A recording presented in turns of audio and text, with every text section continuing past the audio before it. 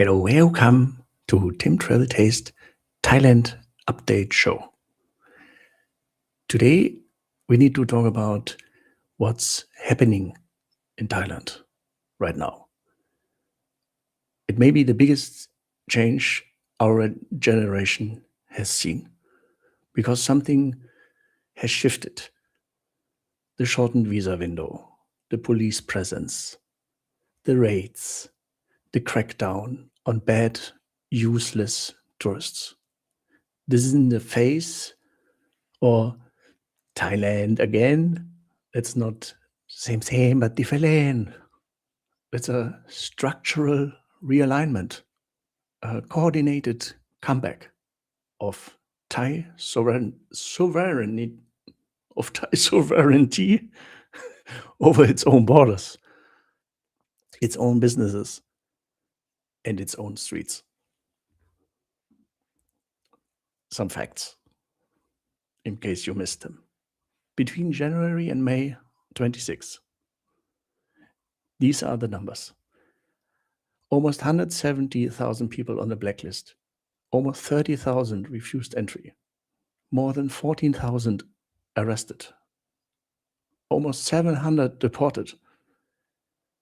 190 targets flagged for joint police raids. 31 arrests from those raids. But why? What happened? Was suddenly out of nowhere?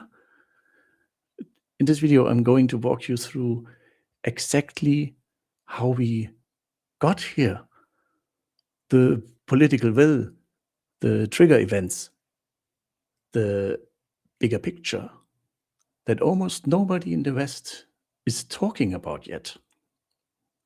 This has three parts.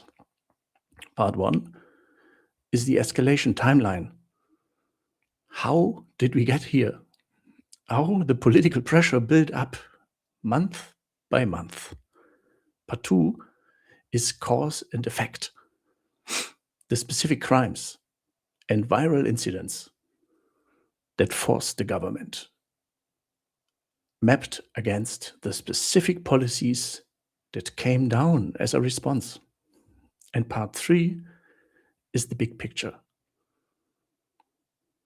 Why what's happening here is not a crackdown in a traditional sense. It's a transformation. Thailand is quietly becoming Singapore. And almost nobody is connecting the obvious dots. Let's go into it. Part one, the escalation timeline and the political will. To understand the new crackdown, the high security border control, the bye-bye bad tourists policy, you need to understand what came before it. You know, after the pandemic gutted the Thai economy, the government did what every tourism-dependent country did. Open the floodgates. Visa-exempt stays, 60 days, 93 countries, let them all in. Hello, welcome. Strategy, simple. Drive in as many visitors as you can and restart the cash flow and worry about consequence later. But first, money.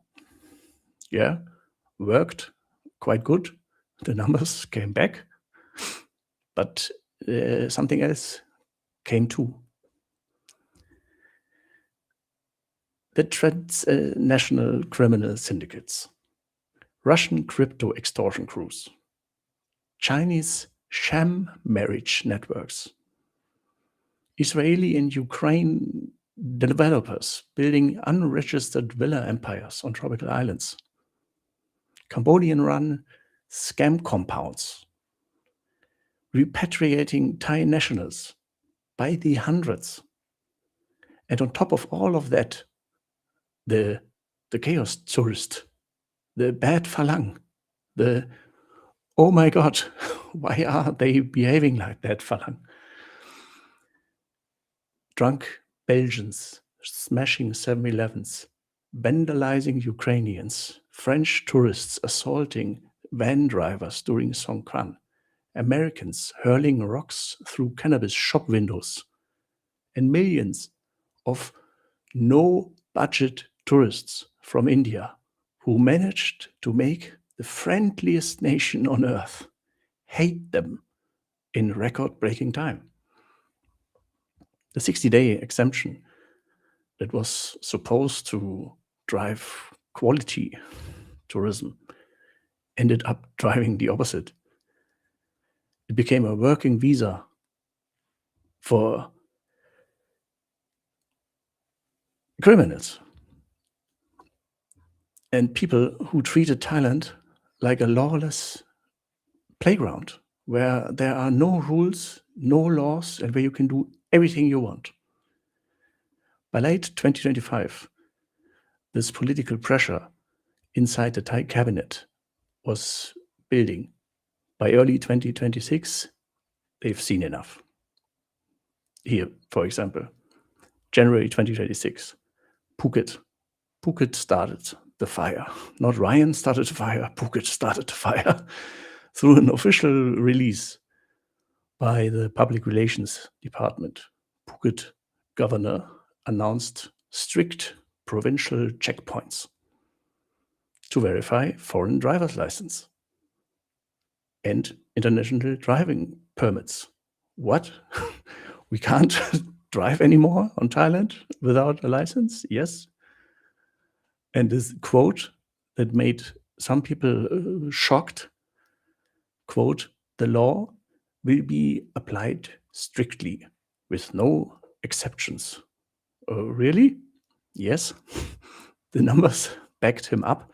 Phuket traffic enforcement in the preceding crackdown had already netted roughly 20,000 foreigners driving without a license.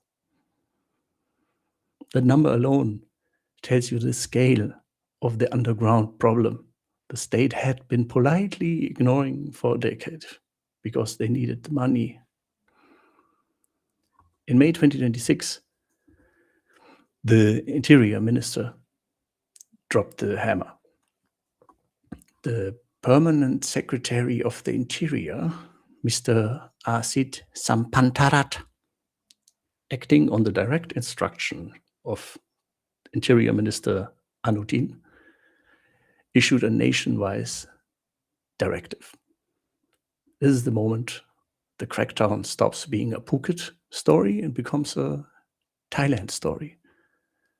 The language was unusually blunt by Thai bureaucratic standards.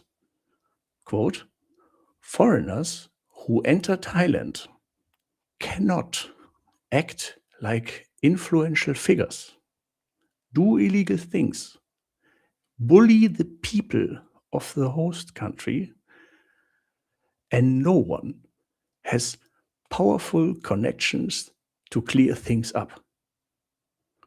Because the Interior Minister and state officials at every level do not accept such arrangements. I repeat that line again. No one has powerful connections to clear things up. No more corruption? That's the death sentence for the entire ecosystem of fixers, middlemen, and grease-the-wheel facilitators that long-term expats had used for 20 years to make their problems go away. The same day, Phuket escalates again.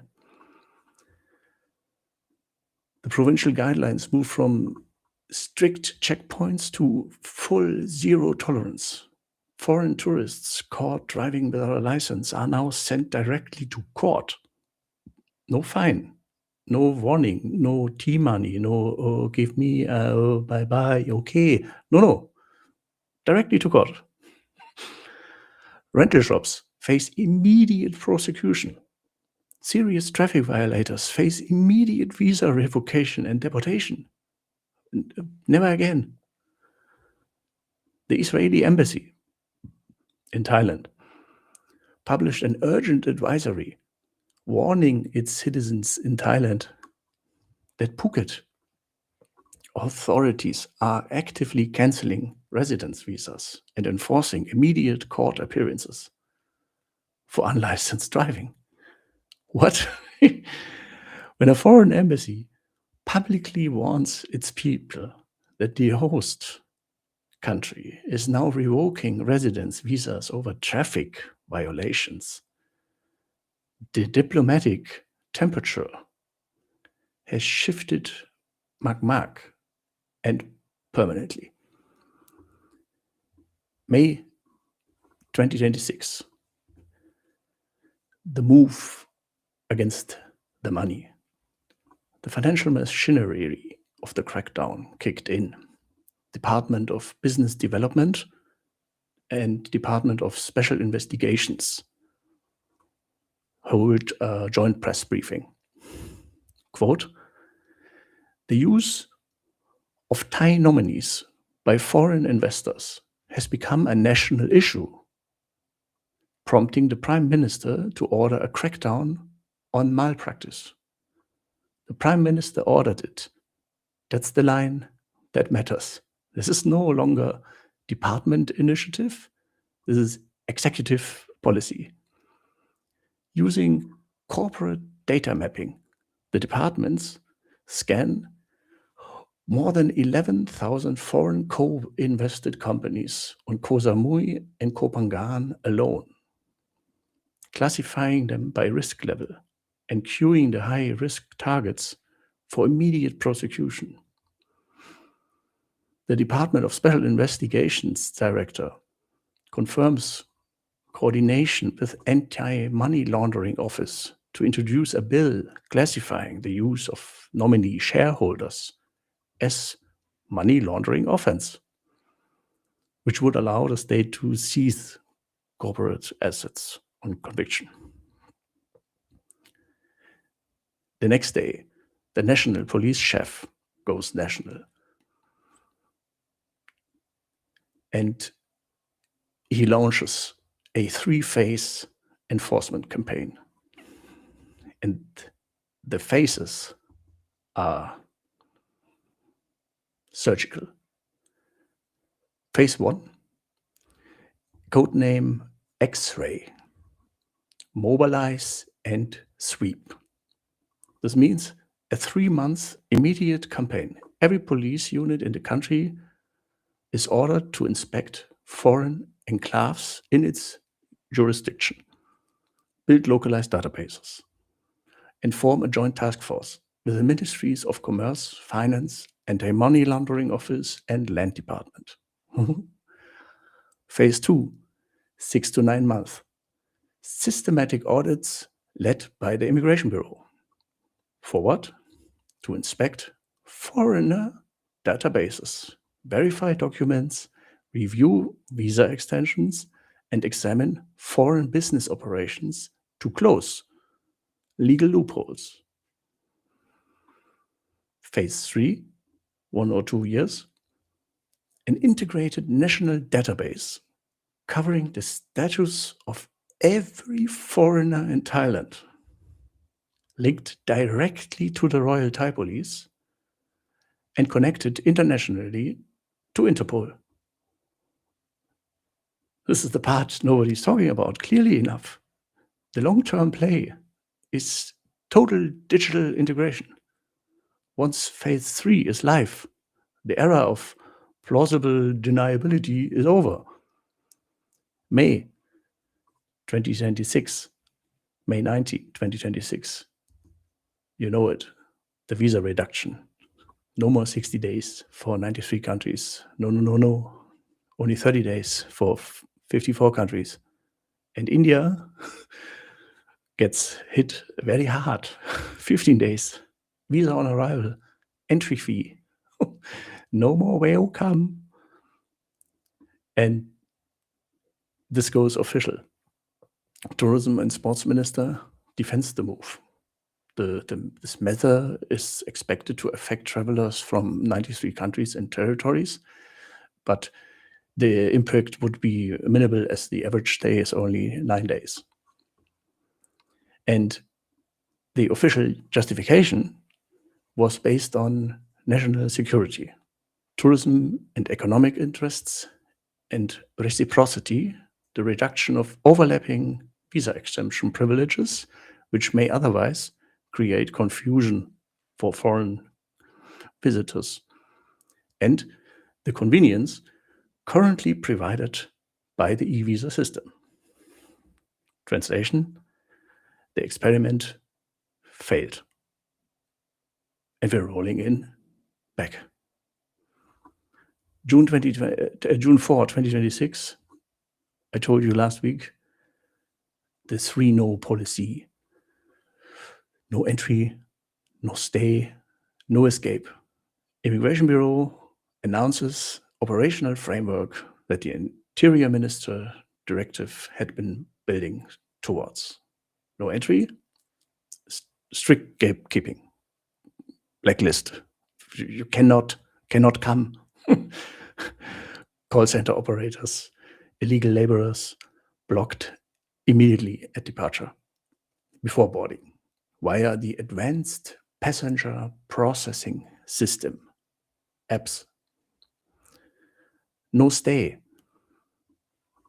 Immediately get kicked out if you do something wrong, especially if you pretend you are on a student visa but work illegally.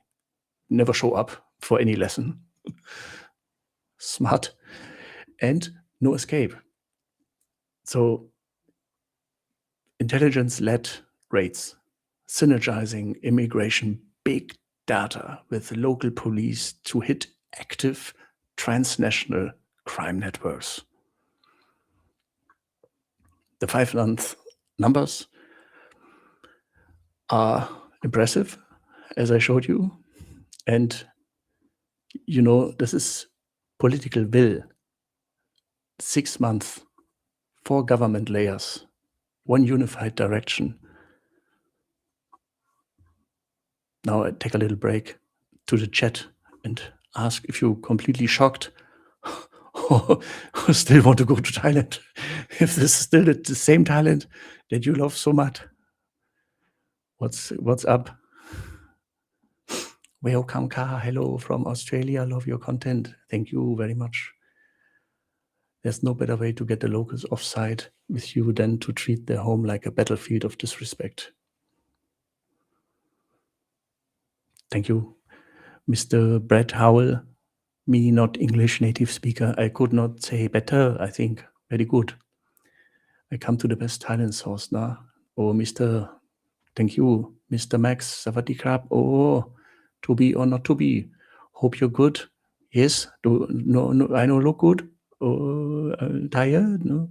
Tim, I hope you're good when Thailand becomes Singapore. Hopefully prices will not be Singapore-like. But maybe the English skills may improve. Maybe. Yes, maybe. Maybe no more hello, welcome. Like Mike saying in the comments. Ging Kaoryang? Oh, not yet. Oh, thank you for asking. Later, after telling you everything and go Q&A, I go eating. And then watch Sapan play Cup Verde, World Cup. I was sort of surprised they're letting the madness hit the Western tourists so much. Yeah. For years, for decades, Thailand had the reputation of being easy peasy. You can almost do everything. And if you had done something wrong, then you give 1,000 baht and it's okay. But this is over. And I guess it has a lot of this has to do with that Thailand really has not the strongest economy anymore. They are called the sick men of Asia. So other countries develop, and they look at Singapore and see how rich they are, and they basically copy everything. Singapore had kind of TDAC. They look at Singapore, think, okay, TDAC, this is a good idea. Digital arrival card is good because in the end you can have big data over everyone, and you can filter the people out. But more on that later. So ready for next partner. See you again in chat.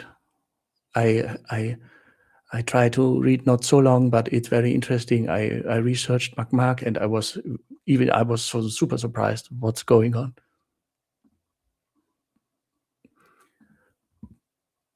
Because now you know the situation, but why? What especially made Thai people and politicians say, we can't, we don't want that. This has to stop. It has to stop. And it, of course, has to do with social media today. 20 years ago, nobody would have filmed what is filmed today. So that's for sure one of the big reasons. Let's go. The cause and effect, the crimes and the crackdown. Single one of the policies you just heard about was forced into existence by a specific event. You can really tell that. The state didn't wake up one morning and decided to ruin everyone's holiday. The state was pushed, triggered, and here's why. For copyright reason, I can't show all these videos because it's really unclear who filmed them, and I don't want the live stream to end immediately, and I don't want to be taken down and demonetized. So I give you headlines and tell you what happened. Cause one is viral social media disrespect and chaos tourism. April 27, 2025. A Belgian in a 7-Eleven. Didn't end with a toasty. Did end with a rampage. A 25-year-old Belgian national, identified as Mustafa, a very Belgian name, walks into a Pattaya 7-Eleven in an extreme state of intoxication. And he pours a soft drink over his own head, then smashes 10 bottles of wine across the floor of the store, terrorizes the staff, and causes extensive property damage. The incident, of course, goes viral on TikTok, Facebook, X, everywhere. And locals are very angry. Local anger explodes. And Pattaya police detains the tourist and forces him to pay 35,000 baht, $1,000, in immediate damages to settle the case on the spot. But that incident, one drunk Belgian in one convenience store, became one of the cultural reference points politicians cited when pushing for tighter entry requirements. May 10, 2025.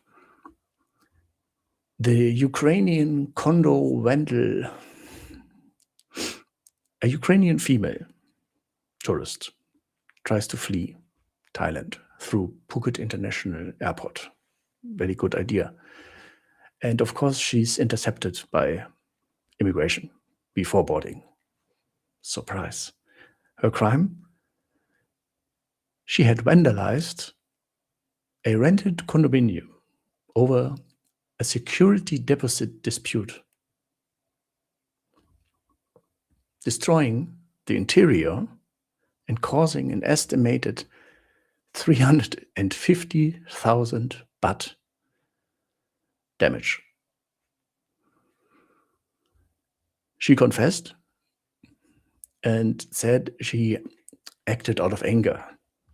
Okay, the Phuket short-term rental industry, already at war with foreign operators running illegal hotel businesses, used this case as ammunition. Local property owners demanded stricter monitoring of short-term rentals. You know, Airbnb, there's a reason why Airbnb is illegal in Thailand for under 30 days. Thais hate it. Why not go hotel? April 12th, and this was not funny at all. 7 French tourists, 7, attack one van driver during Songkran in Patong, Phuket again, during the water festival. They surrounded the local. That the guy only tried to go through Patong's traffic. He didn't attack them. He just wanted to drive home. They attack him, and the video goes viral. And the tourists did the following. They forcibly opened the vehicle's door to spray water inside the van, although the driver explicitly told them, please leave me alone. I'm not playing water today. Please let me drive. Yes, French tourists think this might be like our fun more important. Nah. Thai social media reaction, brutal. Patong police arrest the guys on April 14 and charge them with causing public nuisance. The tourists are fined and warned, but the bigger response is that local businesses across Patong are ordered to prevent customers from placing water barrels on active roadways. Thank you, dear French travel group. On May 27, 2026, an American tourist smashed the cannabis shop in Pattaya. He was drunk and he got denied a discount on a vape illegal, 5 years prison. He wanted to have it anyways, and a discount. An American who wanted a discount. Very rare. When he got denied, he picks up a large rock, of course, that's what you do, and hurls it through the dispensary's glass window, shattering it. Totally usual reaction. Local vendors retaliate. A street brawl breaks out. Pattaya police arrive and arrest both the tourist and the locals involved in the brawl. And this case became politically explosive because it sat at the intersection of 2 policy obsessions: tourist misconduct and the political controversy around Thailand's cannabis liberalization. The effect: zero tolerance and court-mandated justice. These 4 incidents and dozens more that didn't go viral gave the Phuket governor and the Interior Ministry exactly the political cover they needed. The response was structural. Triple traffic fines for foreign drivers. Direct to court mandates or driving without license. No fines, no fines and no negotiations. Immediate prosecution for rental shops that fail to verify customer licenses. Visa revocation and deportation for traffic violators. Israeli embassy travel advisories warning citizens that residence visas were being cancelled over driving violations. Political logic: simple. If foreign tourists can't self-regulate, Thailand will regulate. We do for you. Cause 2, widespread dummy corporate ownership. Alaina, this is the part of the stories most people are completely missing. The chaos tourists made the headlines, the international headlines, but the nominee structures made the actual policy. Let me explain. June 15, 2023, the Phuket law and accounting firm raid. The Department of Special Investigations, supported by Phuket Vice Governor, executed a major raid on a Phuket-based law and accounting firm. What they found? The firm had illegally registered around 70 shell companies for foreigners, using its own employees as nominee shareholders. 44 were real estate holding companies that controlled land and luxury villas valued over 440 million baht. The trick, rather than register property sales through the official land office, which would trigger transfer fees and taxes, the firm executed sales through untaxed corporate share transfers.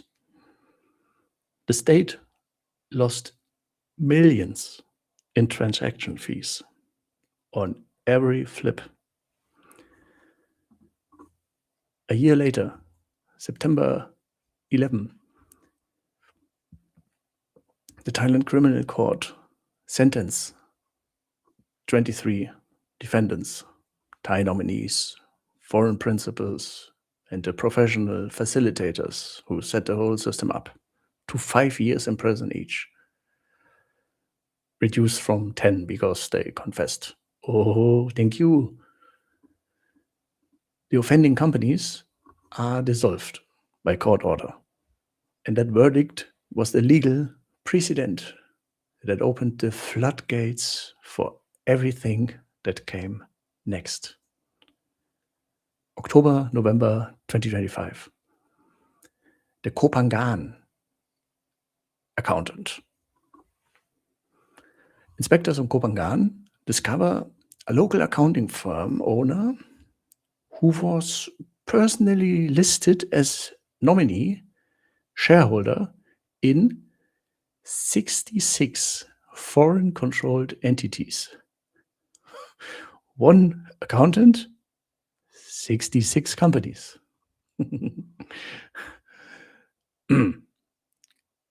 This led later to a mass Pangan sweep in January 2026. Task force raids on Kopangan uncovered a massive 100 million baht Ukrainian-backed development of 20 luxury villas under construction. Plus, Israeli-owned beachfront resorts operating without any hotel licenses.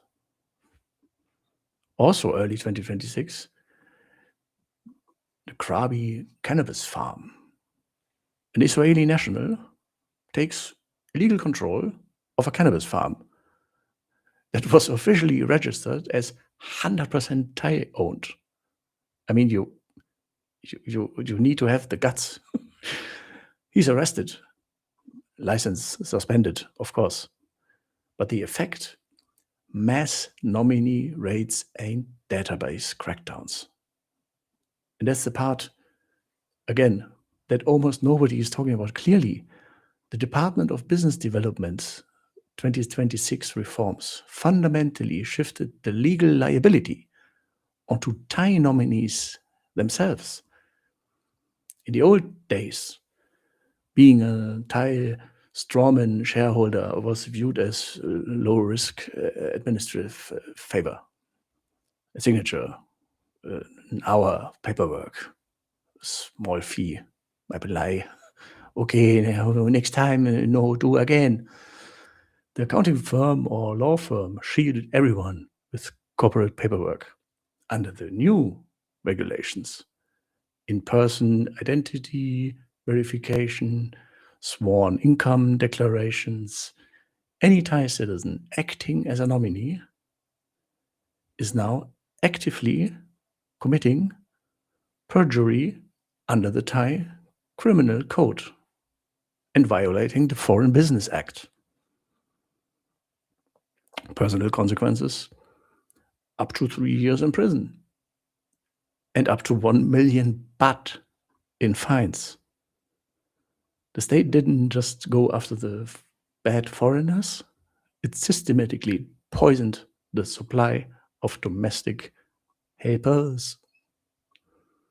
Without willing Thai people, the entire shell company economy collapses. Back to the chat. Did you know any of these stuff? Are you surprised how serious Thailand suddenly is? Want to go to Thailand for a Thai course, and if I want to scratch my itch, then I'll go. I love your content, Tim. Danke. Go there for a Thai course, but if you have a DTV because of Thai language learning, then you should attend the classes. It's concerning as consequences in Thailand are crazy.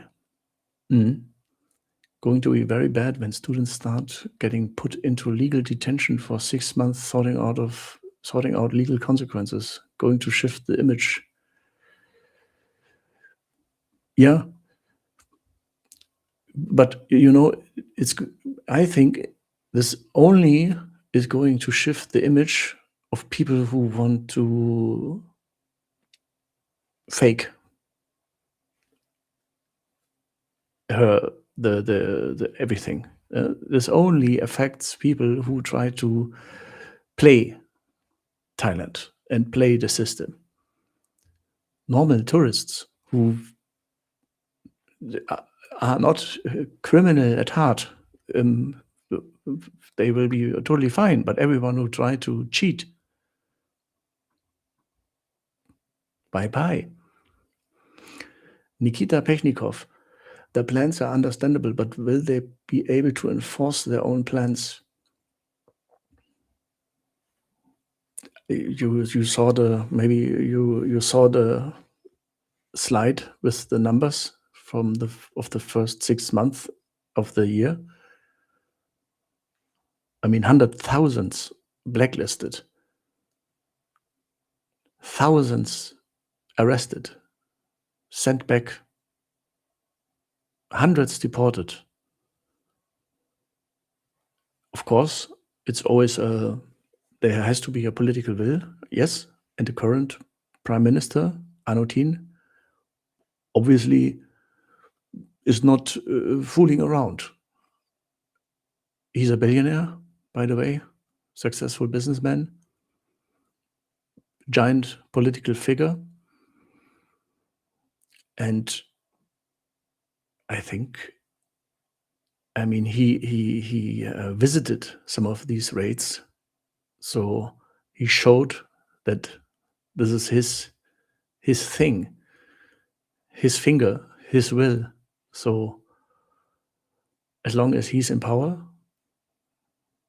but of course you never know. Thailand changes a lot, but I guess the Thai people love it. It seems the Thai people have just learned about viral videos. 99% of foreign people are no trouble at all, but I think it's all of us because of viral videos. You can say so, but you can also say that most of the time a lot of stuff isn't filmed and uploaded, I would say. Not everything that happens goes viral. I think there's much more that happens that wasn't filmed, and there in the past already happened so much that hasn't been filmed. and there was no social media, so they are fed up, the people. And whenever I talk to Thais, they ask me, this is the number one question I get asked is not why do you why is everyone liking our women so much? No. The number one question Thais ask me is, why are foreigners behaving so badly? It's the number one question. They can't understand the way foreigners behave. Really, they can't really understand. They don't know why. And if I try to, most of the time, I try to explain to them that it may has to do with, of course, it has to do with the image, but why is the image like that? And one may possible reason to explain is because of movies. And if you think about it,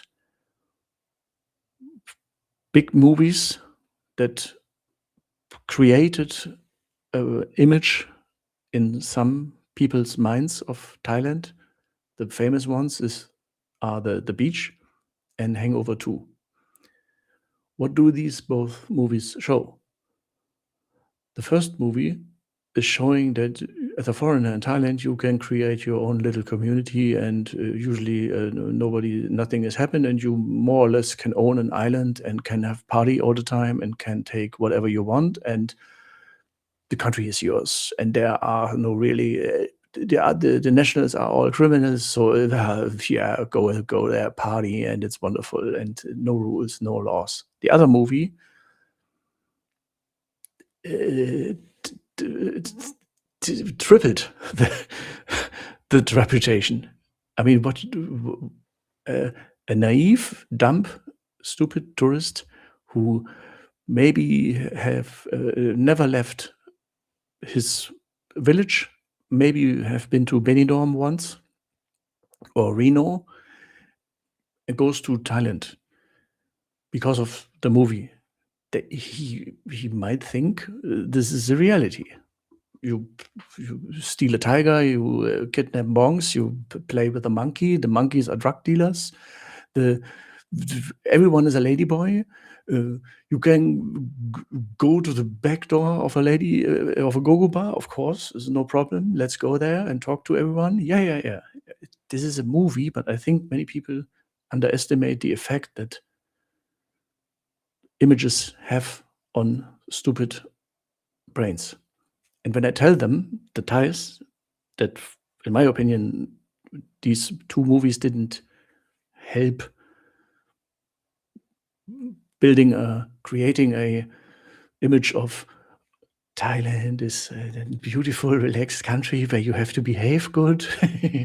They are completely stunned because they never heard of these movies. No Thai that I've ever talked to knew the James Bond movie, The Man with the Golden Gun, with the James Bond Island. They never see. They know that The Rock is called James Bond Island, but they no idea who's James Bond and what's the movie. The second, The Beach, never heard of it. These movies don't exist in Thai culture. No Thai is watching these movies. Hangover 2, never heard before. When you tell them you know Hangover 2, then they think you ask them if they know how the next day after a boozy night is. Oh yes, I know Hangover. I sometimes have too. This is non-existence in Thai society, and this maybe is another reason why they are so surprised. Why foreigners treat their country like a 24/7 party zone instead of a Buddhist kingdom. Long answer now. Thailand issue is the legal process, and police are completely different, and you can get into a lot of trouble very quickly, says Ross. Yeah, absolutely. Many people think I'm joking, but yeah, Thai laws are wow. It's not hard to get yourself into detention over a vape if you're an idiot. if you're an idiot or if you don't, let's say, if your only preparation for Thailand is Instagram, 18-year-old TikTok girlies who tell you that the most important food you can eat in Thailand is a 7-Eleven toasty.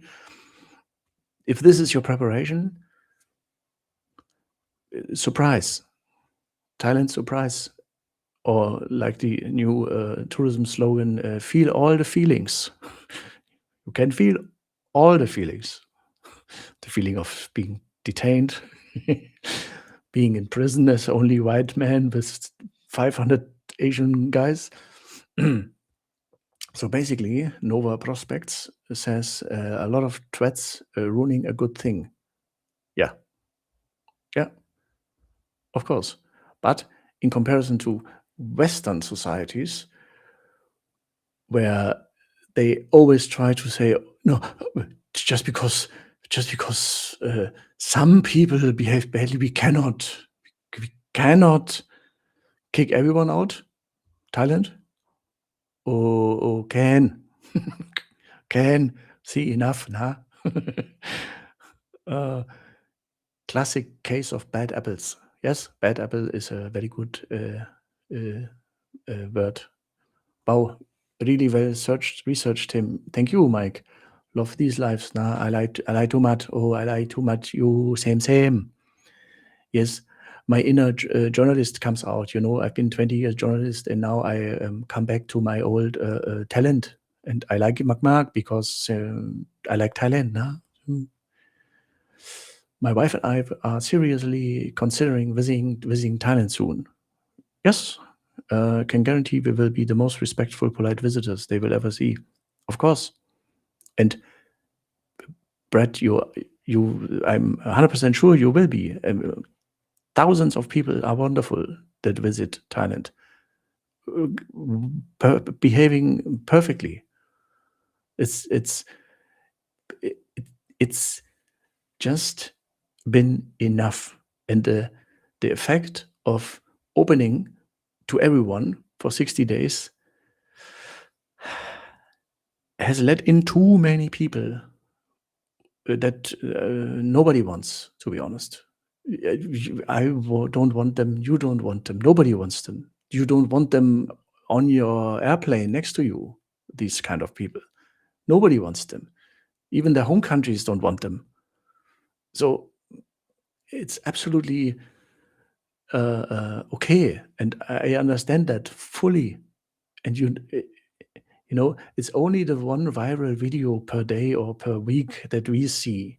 But the rest, the normal stuff, the business people on the streets in Thailand, they have to deal with that every single day.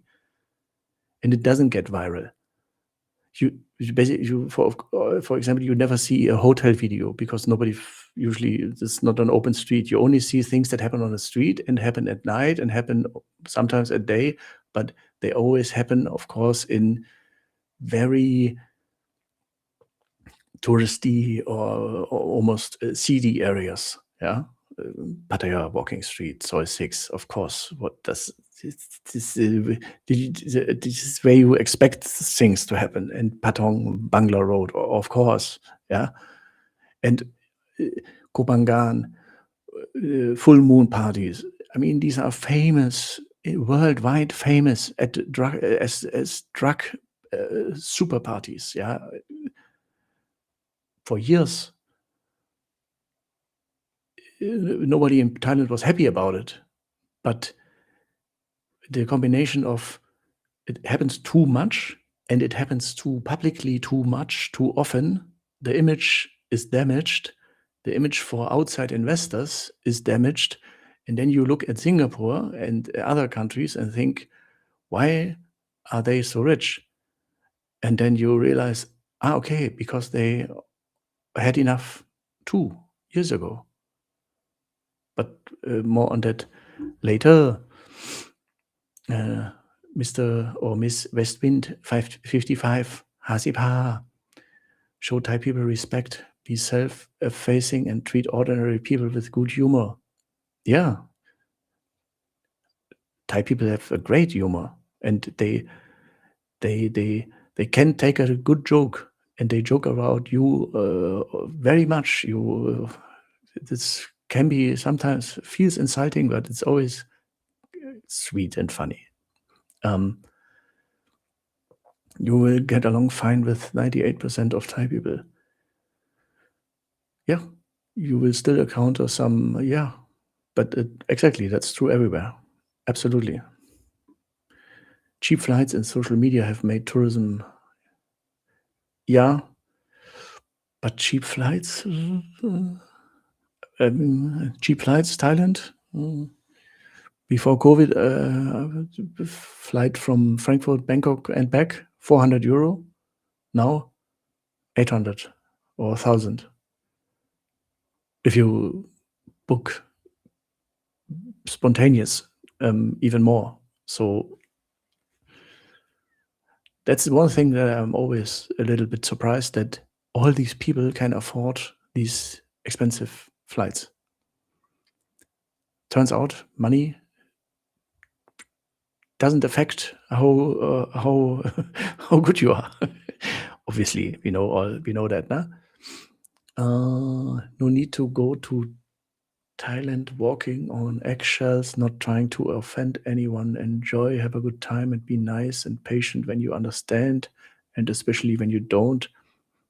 Yes, there's no need to walk on eggshells. No. This is, I mean, again, if your intentions are to have a holiday in paradise, and you are looking forward to be around these wonderful people and the nature and all it has to offer, all good. But if you're an asshole, bye bye. It's a wonderful rule.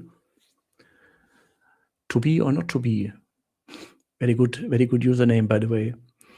Thanks for the examples, Tim. For me, the examples are falling into two categories. First, tourists, private persons behaving in the worst way. But second, the organized crime regarding illegal businesses. Yeah. And this is the much bigger damage, of course. I mean, I would say most of the people don't know all these business cases, because it's a bit complicated and doesn't really affect your flight status. So most people just don't hear these cases. Hello, welcome to Thailand. You know Pasco, you know collect 200 baht, you go Jaina. Yes. Or you go home. Hey Tim, Germany beat Curacao 7-1, a tiny Caribbean nation in the World Cup for first time with population of 150k. This is not something to brag about. I did not brag about, but it was a good game. The other issue is people go to Soy Cowboy, have a crazy night, and then behave the same somewhere else where it's not the same or appropriate. Yeah, too. Another good point, yeah. Maybe people confuse and think Soy Cowboy is everywhere, or Soy 6 is everywhere. Yeah, good point. Mr. Bart Bus Bob, every time knows James Bond 007. Yeah, I mean, they because of the island, they have heard James Bond, absolutely. But the younger generation didn't watch James Bond and the Golden Gun. That's what I was trying to say. They may know the name James Bond and the island James Bond, and they be aware that this is kind of an Hollywood thing. But if you ask them, have you seen it? Do you know where this and this happens? It's like, Alaina. And I just had a talk in Pattaya with a girlfriend of mine, and she's really good in English and is very is not super young, so I expected her to know Hangover 2, and because especially in Pattaya, I thought that this would be a constant, like a movie reference or something. Never. I don't know if the movie maybe never been played in Thai cinemas to not represent the country. So like a big party area, this might be, but I don't know. And I think they, same as we don't watch Thai movies, you know? Why? It's not really relatable stories. Cheap flights, what? Yeah, Max, I think too. Flights to Thailand are not cheap. I am looking for at 1,300 pounds for December this year. Oh my God. For economy, but you can do 600 pounds with multiple long stopovers in areas with possible war disruption. Yes, very good. Yeah, sometimes on Facebook, I see some deals like 500 euro, but then it's always like you have to book now, and it's only then, and you have to stay this long, and you can't choose the date, and how do you pack for a trip to Thailand with just one backpack? When you say you buy everything in Thailand, what do you mean? T-shirts and shorts, underwear, socks, etc. Where do you buy them? Oh, you know what? I prepared because last time someone said, "Oh, when you get asked why not show, this is my backpack." Oh, 28 liters. And what do I pack? There's soon a new video coming out with the small backpack. And when I say you can buy everything there, this means you can. I don't buy anything there. No clothes. I don't buy. I don't need. I have everything in the backpack. And the only thing that I buy are toiletries. But to be honest, this is, you could bring them, yeah. But I just don't care. I buy the deodorant. I buy the Listerine mouthwash. I buy Yadom, of course, the nasal inhaler. Oh my God, today no have Yadom for me I forget. Dental floss, stuff like that. Yeah, so that's it. And the rest that I buy in 7-Eleven is food and drinks. And the only thing that I bring, and it doesn't matter if it's 2 days, 2 weeks, 2 months, it doesn't matter, is more or less, I mean, I'm wearing something during the flight, of course. I'm not board naked, nah, whoa, too much.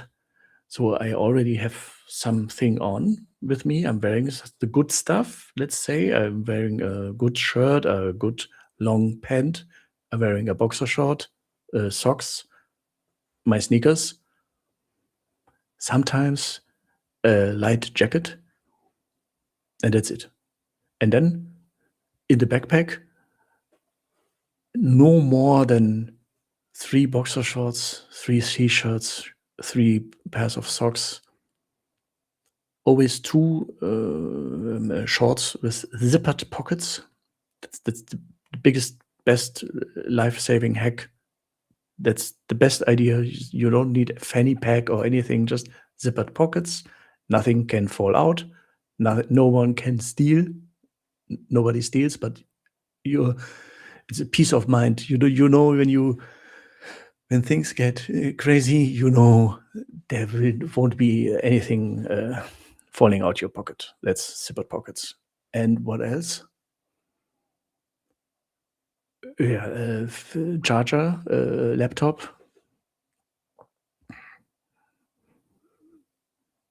That's it. Hawaii shirts. I usually pack just 2 or 3 Hawaii shirts. And the backpack, the 28-liter backpack, is the smallest I could find. It's half empty. I travel with a half empty backpack. And the only reason is because of the laptop. And I said it again, said it before, I say it again. My ultimate dream goal is to travel without anything at all. How would I do that? Easy. You have a long pant and a boxer short, and underneath a zippered pocket short. Then you have a t-shirt and a shirt, and maybe under the shirt a short sleeve Hawaii shirt. That's it. And then I would go to 7-Eleven or any market and grab 2 pairs of socks, and what else? Maybe go to H&M, as we in Germany say, HM, and grab another shirt or t-shirt, or go to any sports shop and grab an Nike, Adidas, whatever, shorts with zippered pockets, and that's it. And no, I'm not stinking. I manage the laundry, the walk to the laundry quite well. Oh, I forgot something, the swimming trunks, of course, one swimming trunks. So I usually spend my mornings with an activity and my evenings, and the afternoon is for pool. And if the evening activity was too much, then I don't have a morning, so no reason to wear anything. So I wear the swimming trunks every day and the shorts, and almost never the long pant, because I've been to every temple in every place that I've been to, so I don't need a long pant. The only time I need a long pant is when I go to a rooftop bar that requires a long pant. But Siam, Pattaya, they don't care. You can come there with your swimming trunks. It's a pool rooftop bar, and you know, have to know where you go. So for me, it's easy peasy, and there's always a laundry in front of the hotel. Just walk outside, see. This usually is a massage place. The local massage place is also a laundry, and then give them your things. It's yes. Oh my God! You have to a little bit. Is a logistical challenge. Not really. Yeah, I mean, you go outside in morning or noon, give them, pay double, have it back before you go out. Same day delivery. So I pay maybe $2, or let's say per week, maybe $6 to $7 per week for laundry. And it gives me the freedom of traveling without almost any luggage. $7 per week. I don't know why it seems like an impossible task for women to travel with a backpack. But my mother, who came, who I showed my parents Bangkok. My parents had married in Bangkok 45 years ago.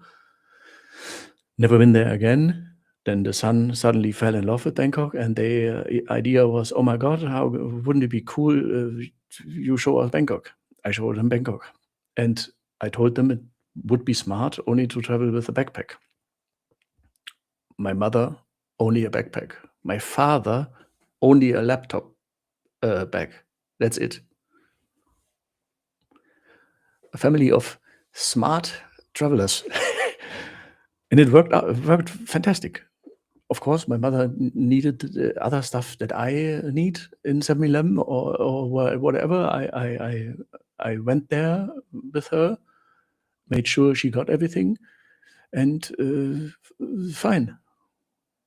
And we even changed hotels, so it wasn't like it was no problem. It's absolutely generations grew up with the feeling of having to bring a whole closet with you on the road. Why? It's yeah. Sorry, na, long answer. Hi, everybody, and Tim. Oh, Mr. August Khan, welcome back. I will travel with 1 shoe, 3 pants, 3 shirts, 3 blouse, 3 normal shirts, 3 underwear, 3 socks. Yeah. And that's a small backpack. Samad, I would sweat to death with all those clothes on. You mean the no back version? You wouldn't. Yeah, after arrival, it would be long back. Thai condoms are made for the market. Oh, I think I missed some conversation. Yes, this is something that you can bring. It's usually Western men love to talk about it, that the local condom is too small for me. I need, it doesn't fit my size. Yes. But I think a little backpack has room for your condoms. It won't take away too much. How many underpants should you bring with you? I think you wear one on the flight and 3 more are good. But you remember, most of the time, most people only wear swimming trunks. You don't wear underpants and swimming trunks. So, and I officially have to say I always wear underwear at night because it's illegal to go commando.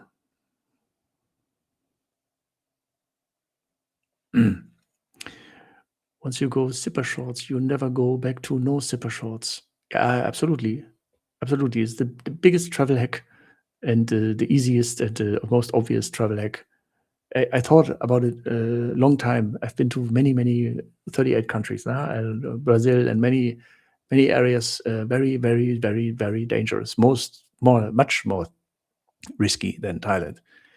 Nobody steals there. It never happened as an attempt. But the peace of mind knowing nothing falls out of your pockets when you squat to enter a canal ferry, when you go out, when you maybe in a busy subway, SkyTrain, when you are in a bar in Pattaya at night, and you don't want to think about, is my room key still here, and is my phone still here, and do I have everything? You know that everything is good, and nothing falls out. And the switches off the brain, and this is something that the less blood here is sometimes better. How can you only travel with a laptop bag? Yeah, my father, I've learned that from my father. He's the expert in the family. My father has been on expeditions in Africa, in the jungle, in everywhere, in Nepal, and he's been a real professional traveler all his life, and he always traveled with just a little, how do you say, pouch or something like that, and always rolled with the eyes when the family arrived with big suitcases, and everybody, he was and finally I understand. It's super easy, especially as a man. You have to lower your I don't know, what is it, like thinking about how you look. Nobody cares how you look. Of course, if you look well dressed and always run around with long pants and long shirts, Thai people will assume you are expat, you work there, and maybe you are more of a candidate for a long-term relationship. Makes a difference. decent women will look at you different. Yes, absolutely. But how many of you will meet decent women in 2 weeks? And it's just too hot. I have a huge respect for the guys, the phalanx, the expats who have the long shirts and long pants and don't sweat. Incredible, a miracle. Commando rules. Okay, bye-bye, Max. Bye-bye, car. Mr. Ross says you cannot have enough underwear. Oh, that's big issue now. Yes, but laundry, the invention of laundry is very good. After half a dozen trips, I've developed more friendships in Bangkok neighborhood than here in the States. Same. I take 7 underpants. Oh. Take as much as you want. Even I could take more. My backpack is only 50% filled, so I could take more, yeah. But after going there dozens of times, I always find myself looking at something in the backpack and think, I didn't use that. Even when I was there for 60 days, there were things that I did not use in 60 days. It made me think, like, do I really need that? Maybe next time I bring even less. Oh, the uranium guy. Oh, thank you. Wow. Thank you very much. 5 Canadian dollar. I lie you too much. Leaving for Thailand this week for 2 months.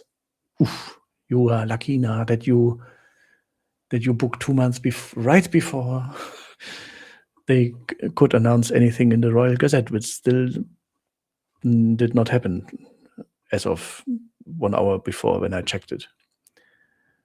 So sorry now, I go back to story because still have story. Where was I? Yes. No. Yeah. Here we are. There are more reasons, cause and effect. I come to the chat soon, but first let me finish the second of 3 parts of the video. The cause 3, why Thailand has enough, is serious cross-border crime. It's crypto, cyber fraud, scam compounds. That's the cause that gave the government the international and security argument it needed to justify everything else. Starting with this. January 31, 2024. The Belarusian crypto abduction in Phuket. A couple from Belarus, Albert V. and his wife, riding a motorcycle through Phuket's Muang district. And a black Hyundai van intercepts them. The perpetrators force them inside, cover their heads with plastic bags, beat the men, and make them transfer $901,200. That's wow, in cryptocurrency before releasing them. The Phuket police track and arrest all 5 Russians within 48 hours. And that's something you really have to give the Thai police. They are so fast. You can't escape. They find you. 2 are caught at Phuket airport trying to flee. And the result, April 10, 2024, the Phuket court sentenced all 5, Salim, Oleg, Azamat, Islam, and Aslan, to 2 years in prison without suspension. because they confess. This was the case that put wrench attack, the term for physical coercion to extract crypto, into the Thai law enforcement vocabulary. Oh, never had before. April 24, 2026. An FBI wanted Indonesian. Acting on an FBI tip-off and an Interpol red notice, Thai immigration coordinates the arrest of a 33-year-old Indonesian national at a luxury resort in Phuket. The suspect had fled to Phuket on a tourist visa after operating a 5-year transnational romance investment cyber fraud scheme out of Dubai that drained over $10 million from American citizens. Wonderful people.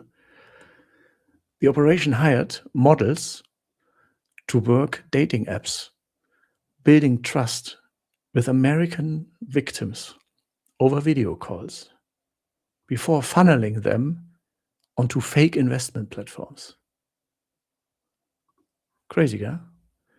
The detail that matters, the Indonesian guy came in on a tourist visa,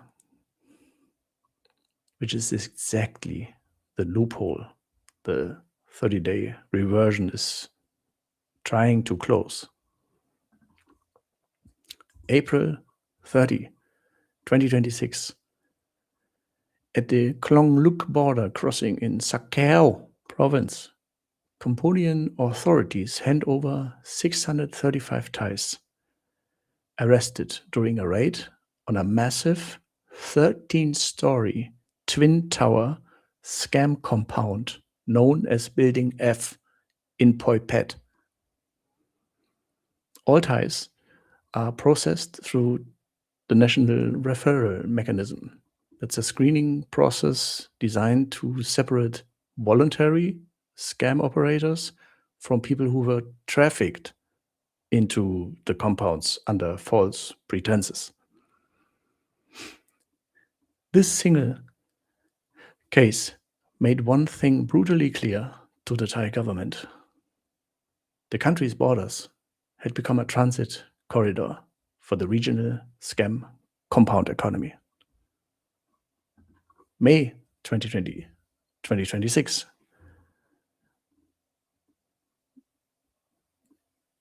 Incredible thing, sham marriage. You know, sham marriage? I had to Google this. This is like when you, there's a fake marriage. You marry someone not out of love, but to gain something, like a green card, for example. Who would do that?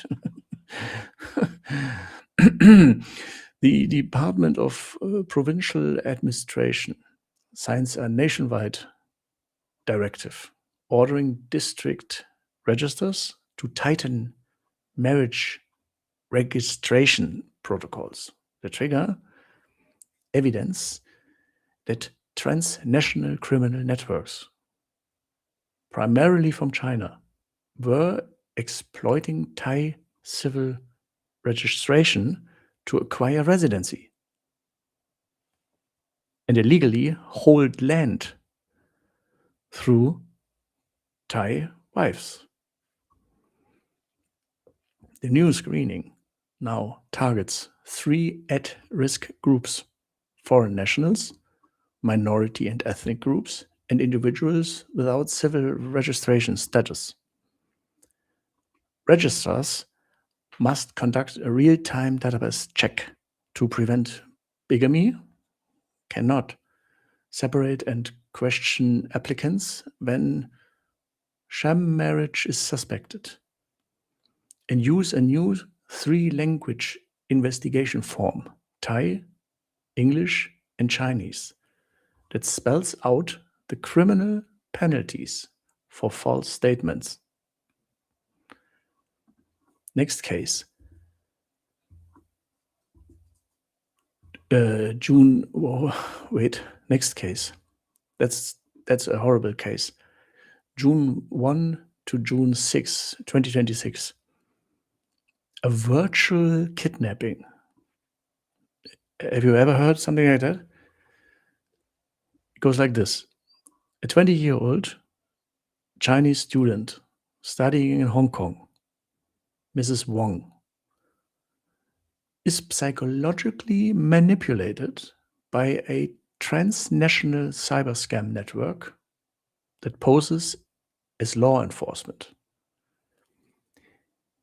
These guys convince her she's implicated in a major criminal case, although she didn't do anything. They force her to fly to Thailand, isolate herself in a Bangkok hotel, purchase binding materials and fake blood, and stage photos of herself bound and gagged. These photos are then sent to her father with a 3 million Hong Kong dollar ransom demand. Hong Kong police and the Royal Thai Police act fast. Ms. Wong is traced to Samut Prakan and rescued before the ransom is paid. Again, Thai police really... But the family had already lost 1.4 million Hong Kong dollar in an earlier phase to the scam. That's a psychological kidnapping carried out across 2 countries using a Thai hotel as a staging ground. That single incident validated every dollar the government had spent on their One Police integration project. June 13, just now, the Roman scam drug smugglers. It's a what? It goes like this.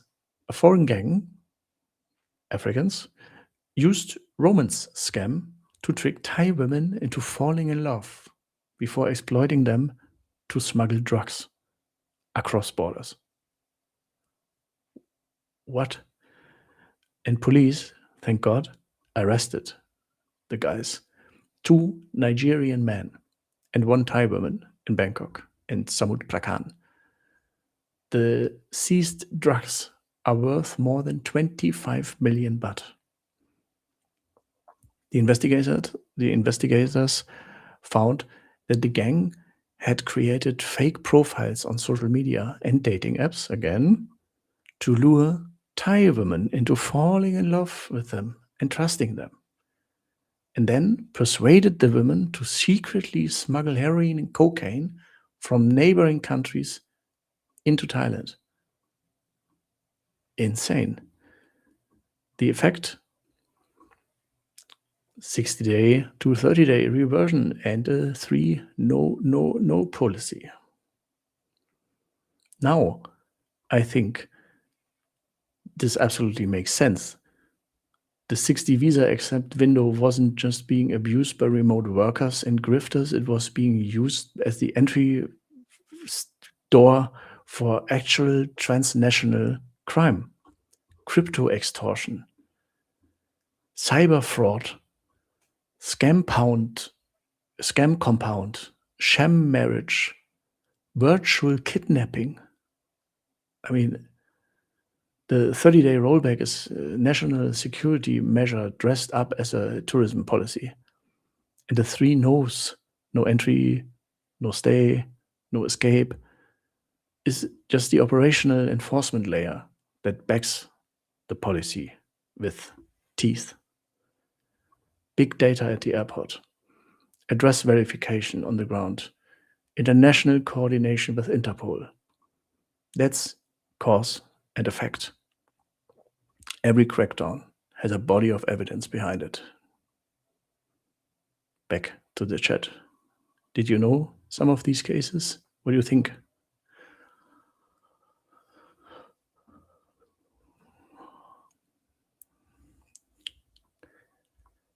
No need for models in 2026 anymore. AI will do for you. Yes, And they probably built scam compounds on the purchased land. Yeah,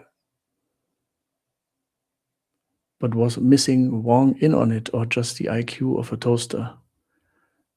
I don't I don't I don't know. But yeah, it's easy to say from the outside, maybe not the smartest people, but when I was a journalist, I talked to so many people who got scammed and by the simplest tricks, and you always think this cannot happen to me. It can't happen. I'm smart. This cannot happen. These are professionals. I don't. Maybe if you don't experience this yourself, and I don't know if it's an age thing. People normally go after older people. For example, in Germany, usually the older people are more at risk for online telephone scam. I'm really surprised that Thai women fall in love on a dating app. This is crazy. I this amazes me much more that the guy managed to lure them into such a emotional attachment that they became smugglers. I mean, this is like as a Thai that this is a lifetime in prison. So it's crazy. I just scroll back the chat because I missed so many questions and I don't want to ignore any of them. And if please ask again because it's thankful a lot of messages and I love it. You buy from markets when you go home. You leave a hotel and go. Oh yes. I've never bought some. I usually don't buy something, but once or twice now at Songkran, for example, I bought some shirts just because they were so beautiful, and I didn't need them, and I knew I would never wear them again, so I left them in the hotel room, and the housekeeping staff is usually smart enough to realize that it's a gift and it's not that I did not forget it. So usually when they call them room okay, then they say, oh yeah, room okay. And I always leave money. And in this case, I left the money on the shirt. So it was clear that I did not forget. Oh, thank you. Well done, Tim. I recently discovered Thailand. Love everything about except the drunk, miserable, disrespectful, cheap, loud Falang. Yeah, the crackdown will only help make Thailand better. Yeah, I think so too. Yeah, Thailand doesn't lose anything if they lose these people, and more other people will come. I'm pretty sure that, for example, people like Singaporeans will say, "Oh, Thailand is as safe as our country. Let's go there." And if that happens, money, money, money.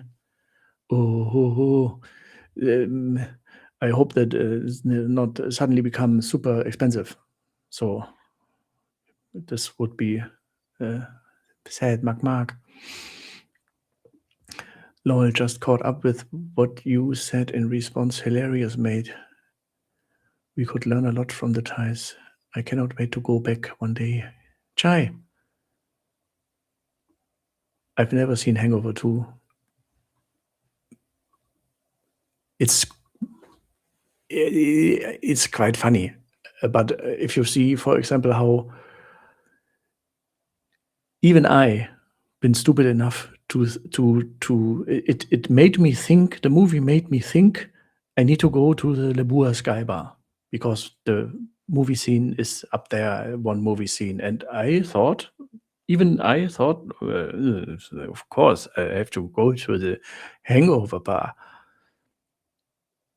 It's not bad. It's a cool view. It's big. Yes, absolutely.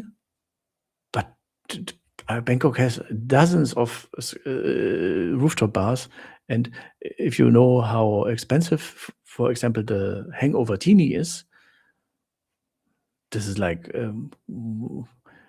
just for tourists. Just for tourists. So if I understand that, if you've seen that, then you think, oh wow, I want to follow the film locations. I totally get it, but Bangkok has so much more to offer than some film locations. And the best things usually happen where no phalanx are. Your passion and insight helps a lot. Thank you. Me so passionate ka. Oh, I found Stevo found cheap flight for 700.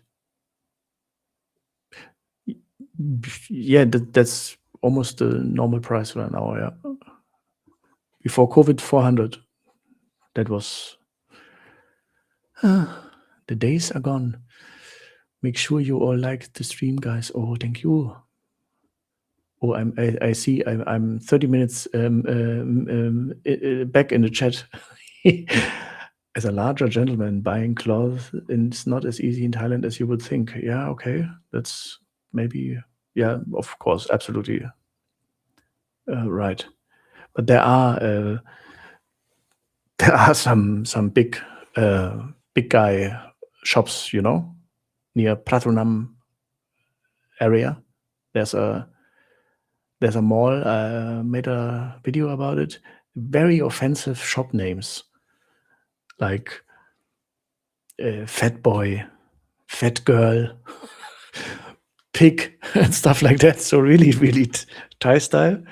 The Thais don't see that as offensive. The Thais think it's hilarious, it's funny, and it's just saying it as it is. Yeah, but Westerners always think like, oh my God, you can't call me fat. Oh, being condom, chai. You will find that Thailand makes pretty much all of the world's condoms. You can find anything you want in a good pharmacy. Yeah. But Mr. Ross, let them have their fun. I think it's just for fun to tell, oh no, I'm so big, I can't find anything. Hassan, I want to come Thailand to get training certification in massage.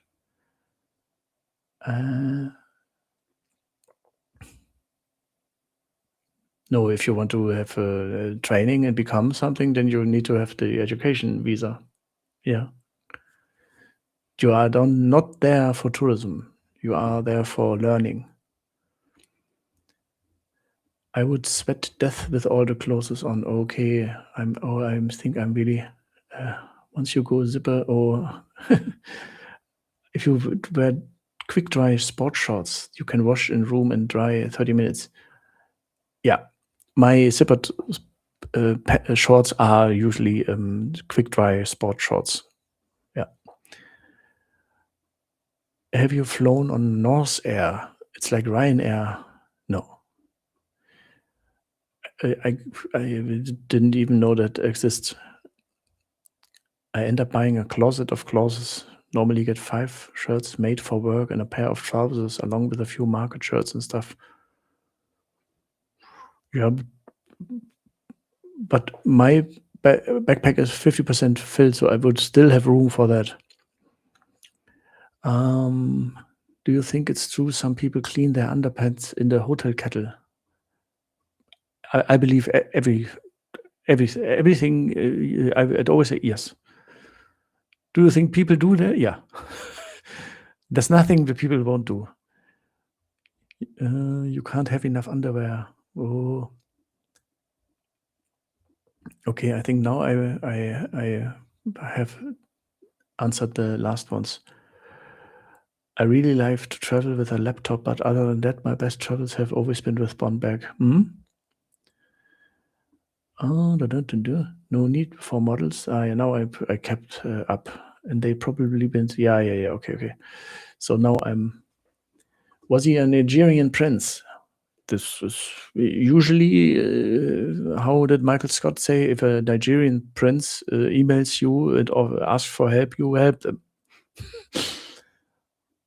And all those problems do not exist anymore since people cannot stay 60 days anymore, but 30. Mr. Barry, I know what you mean. I think same. You can commit crime in one day. I know. But you cannot maybe build a whole network in 15 days.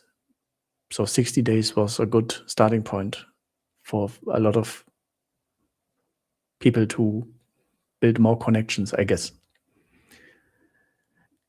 Can still stay 60 days. I hope you are right. The problem is, they said nothing about that. This usually means all the extra extensions are unaffected, yes. But they didn't say. They only said the initial stay window is this. Can mean the rest stays as it. Or maybe surprise car when the official thing is published. I will read it. I'm looking for that especially too. Yeah, I want to know if anything is else is affected by that too, or if it stays the same. If you still can extend to 60, yeah, that would be good. Samurai Wolf, I respect Thailand for this. They should be model with these recent changes for other countries. Absolutely. Tim, isn't it ironic that it's almost always foreigners in countries that cause the most problems? Yeah, it's a fact. It's true. It's everywhere the same. Absolutely. In Bangkok, yeah. I've been I was wondering for years. For example, if you walked from Asok to Nana Plaza before, I guess many of you have been there. I always get constantly greeted by African men, and they always say one thing: "What's up, bro? Hey, bro. What's up, bro? Hey, what's up, bro? What's up, bro?" And I know what they sell. It's obvious. Everyone knows it. But I never understood why the police is there next to them and does nothing. Nothing. So for me, it's sometimes hard to understand that I tell my viewers how incredibly strict the laws in Thailand are with drugs, and then you have obvious dealer gangs who operate in front of the police. And then you have the fake watch sellers from India. Do you want Rolex?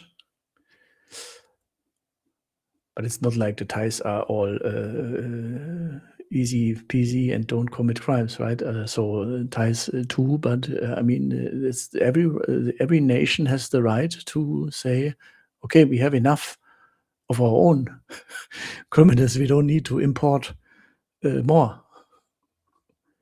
The shutter grind here in China, the Thai foreign students have such a good vibe.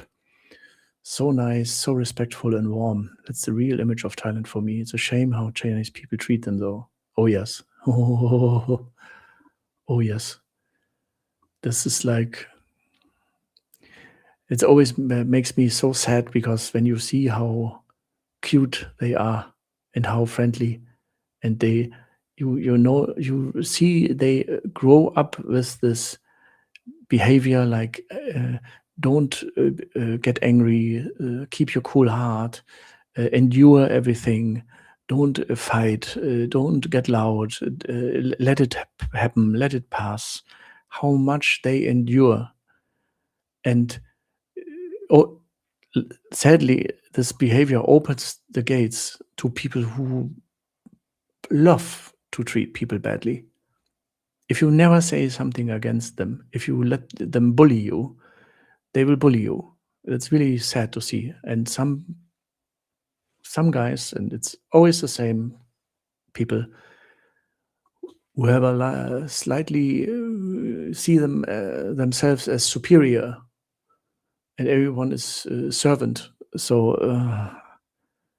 and then the Thai is so quiet and nice, and that's I once told before. Usually, I sometimes I try to step in and lecture the oftentimes Chinese people that they cannot treat Thais like that, and Thais love you for that. They you, I love you, really good.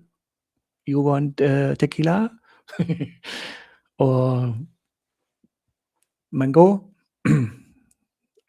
So can only encourage you to protect Thai people. Why do you think Korean and Japanese men have a reputation of being big spenders as opposed to us Falang? What do they do differently? They all cannot be extremely wealthy.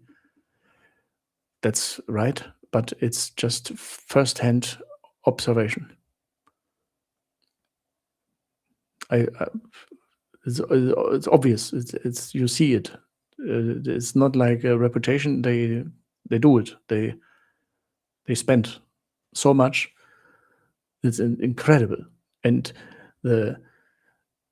for example, if you are, it happened to me numerous times in Crazy House or wherever, when you sit there and you have the bad luck that you are surrounded by Japanese and Korean guys, you are invisible to the Thais.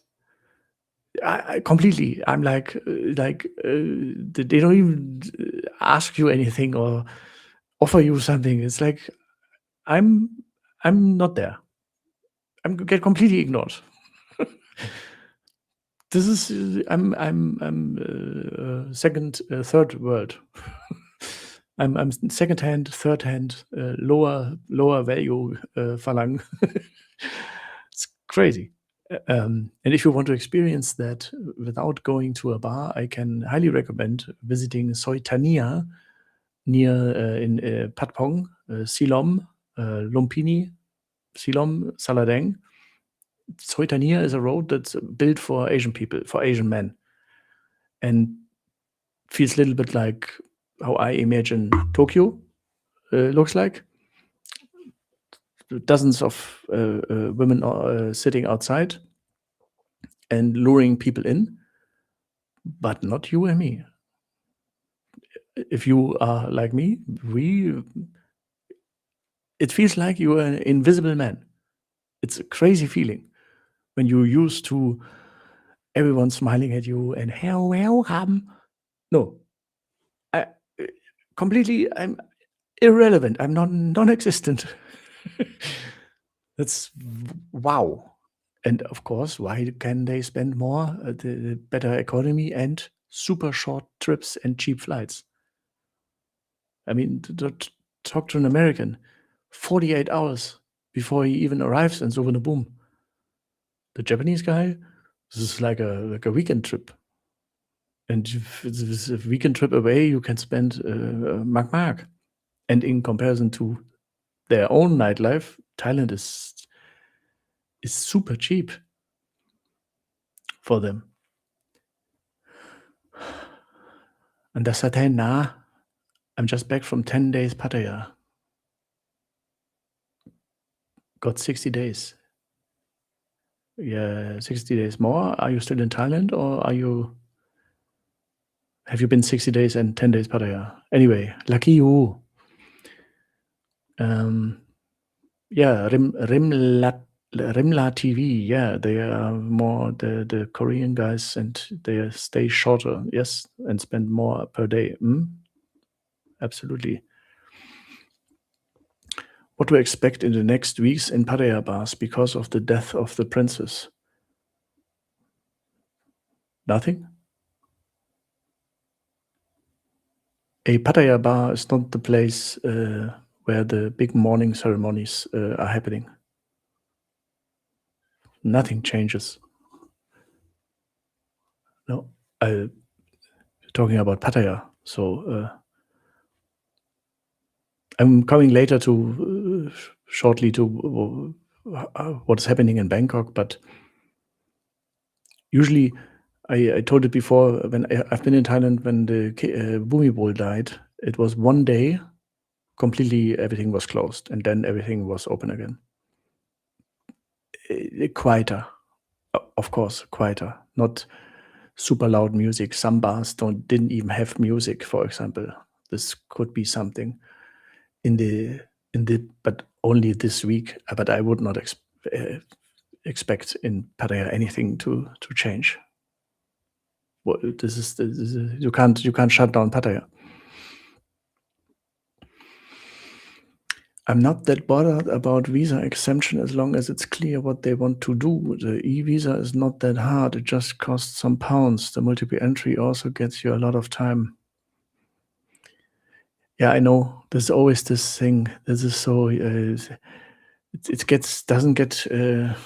seems it gets complicated, even more complicated every year. It's always like now it's this, now it's that, now it's this, now it's that. Can I do this? Is this better? It's and you never know how long.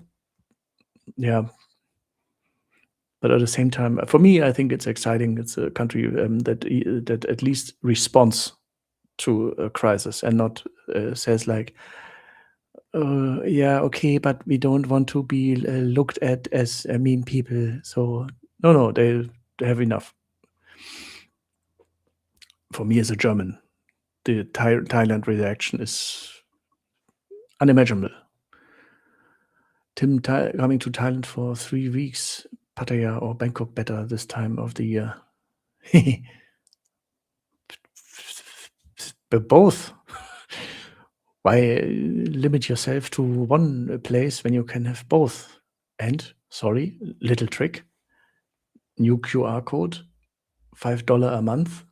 Oh my God, you get 20 itineraries and maps and guides and everything. And one of the itinerary is 3 weeks Bangkok and Pattaya. Could be for you. Just saying. What's here?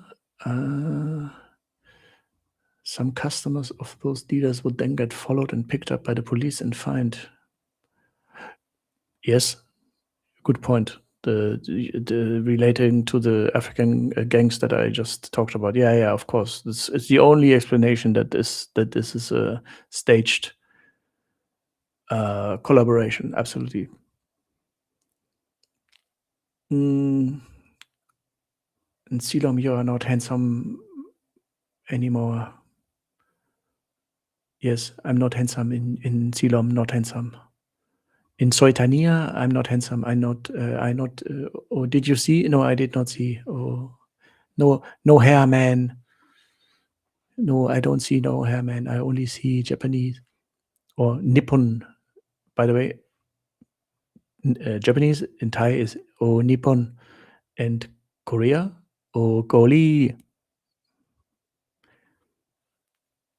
Some very important Thai words. You know what? I still have something to tell you about the main topic, the crackdown, and what's happening, because we still have stage 3. Stage 3 or part 3 is the Singaporean nation of Thailand.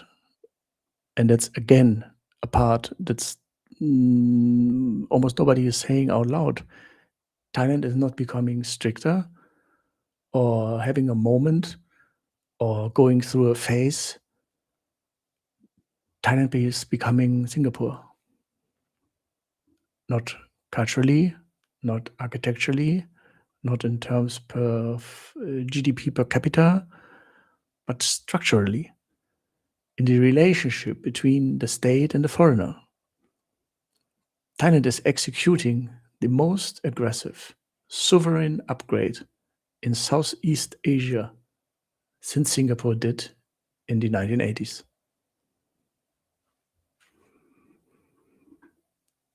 What Singapore figured out Singapore's transformation from a chaotic colonial port to the world's premier high-trust jurisdiction was a deliberate trade-off. Singapore decided decades ago that it would optimize for rule-based predictability over mass market volume. The result? Lower tourist numbers per capita than Bangkok, but vastly higher per visitor spend. A smaller foreign workforce than Dubai, but a vastly higher caliber. A more boring nightlife than Bangkok, but a vastly more attractive business environment for capital. Singapore tracked volume for stability, and the world's most serious money rewarded them. Thailand is now running the exact same playbook. Just look at what they're doing. There's Singapore move number one. Filter at the border. Singapore is famous for sending people home from Changi Airport over questionable documentation, insufficient funds, suspicious itineraries. The Singaporean immigration officer is the world's most polite bouncer. Thailand has just installed the same system. Almost 30,000 denials in 5 months. Advanced passenger processing system. That's the Thai version of the Singapore filter. The era of showing up in Thailand with a backpack, $200, and we'll figure it out later attitude, over. Singapore move number 2 is total data integration. Singapore's secret weapon is that every agency in Singapore can see what every other agency is doing in real time right now. Same. This is exactly what phase 3 of the Royal Thai Police 3-phase plan delivers. The One Police platform linked to Interpol. Immigration data linked to municipal address registries, linked to TM30 landlord fillings, linked to vehicle rental databases, linked to bank accounts. The Thai state is clothing the seams between its agencies. The places where foreigners used to hide, the gap between immigration and tourist police, between Bangkok and the provinces, between the land office and the Department of Business Development, those gaps will be shut. Singapore move number 3, make the local facilitator the weak link. Singapore enforces white-collar law by making it career collapse for any Singaporean professional to facilitate a foreigner's lawbreaking. Singapore lawyers, accountants, and bankers know that helping a foreign client work around the law puts their entire professional life at risk. This is exactly what the 2026 reforms accomplish by forcing Thai nominees to commit perjury in person. Under oath, with a documentary trail, the state has effectively criminalized the entire profession of being a strawman. Oh, no more strawman, and no more 1 beer with 4 straws.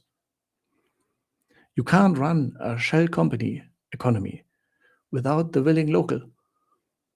Thailand just made being willing far too risky. And the Singapore move number 4, trade quantity for quality. This is the part social media is going to scream about for the next 2 years.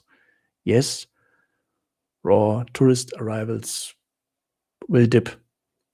Yes, the volume-dependent businesses that build their model on backpackers, visa runners, Indians, and informal long-stayers are going to suffer. Just right now, today, some Andaman Sea hotels cried out, Oh, please give us back the Indians. What? The no spend guys, the discount people, are you insane? But they build everything around them. So they are going to suffer. And yes, the cheap bar economy in certain neighborhoods is going to compress. But the per visitor spend will rise. The legitimate long-term residents will get a more secure environment. The real estate market, that's already so insane, purged of nominee-driven shell holdings, will become more transparent and more attractive to institutional investors.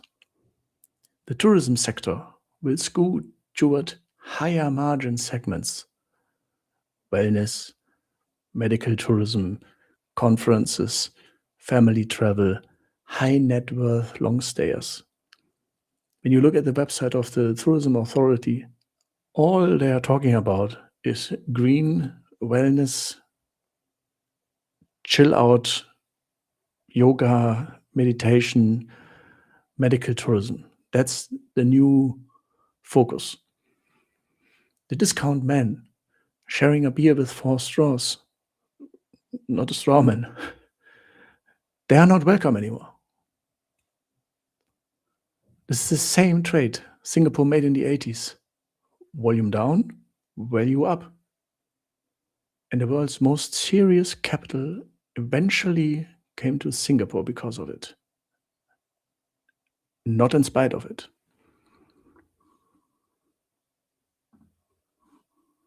And what the West seems to be missing,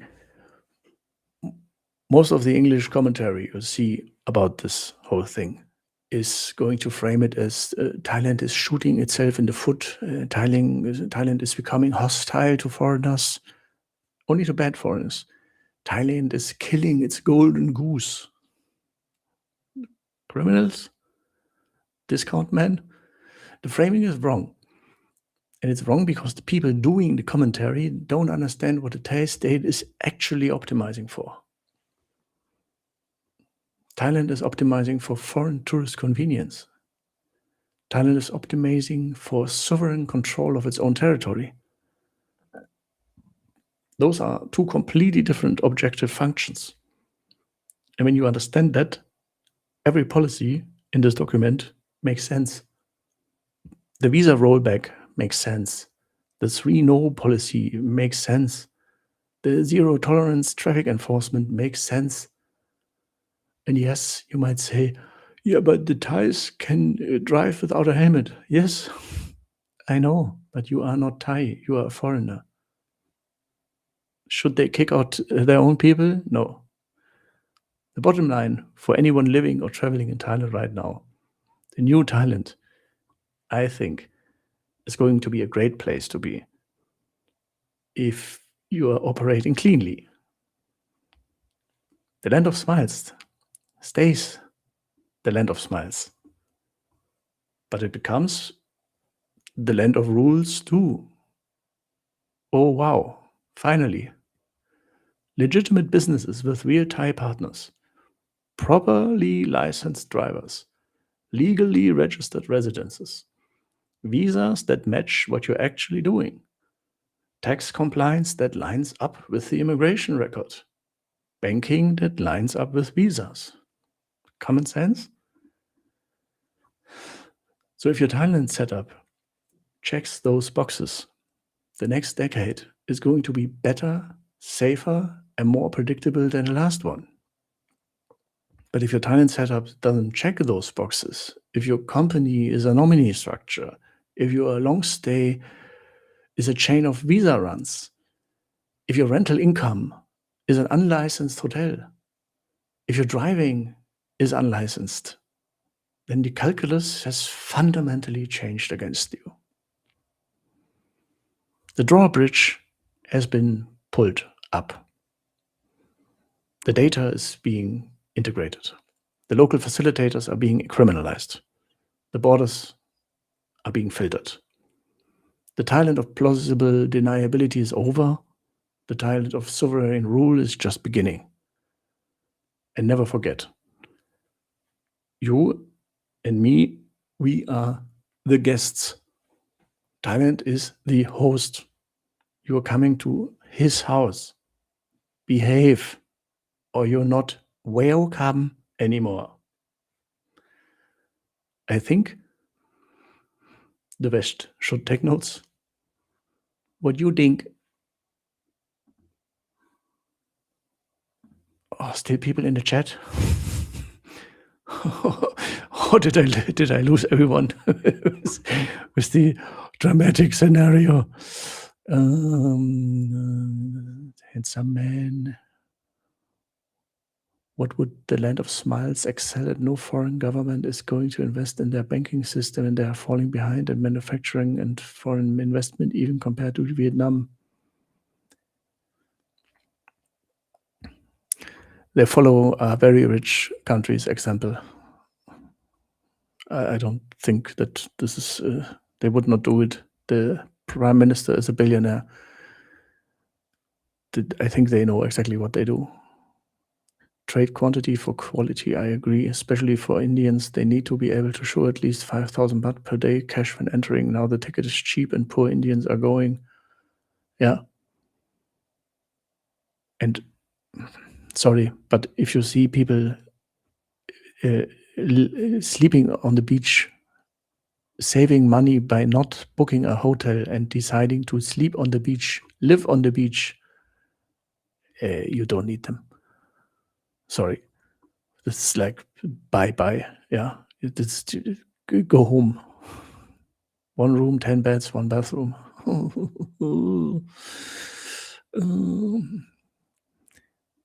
They have a reputation, but on Walking Street, money is flowing for sure. These clubs are the most expensive, and there are so many of them, but they don't enter the clubs. One, that they are not allowed. They can't enter because the securities already has seen enough. And if they enter, they don't order something. That's like, it doesn't make sense. You usually don't see them enter. They can't enter. And if they enter, back then I told the story that I once went with a guy who greeted me on the street and told me, hey, I'm watch your videos and so cool, and can I join you? And he was an Indian looking man from Canada, as he said.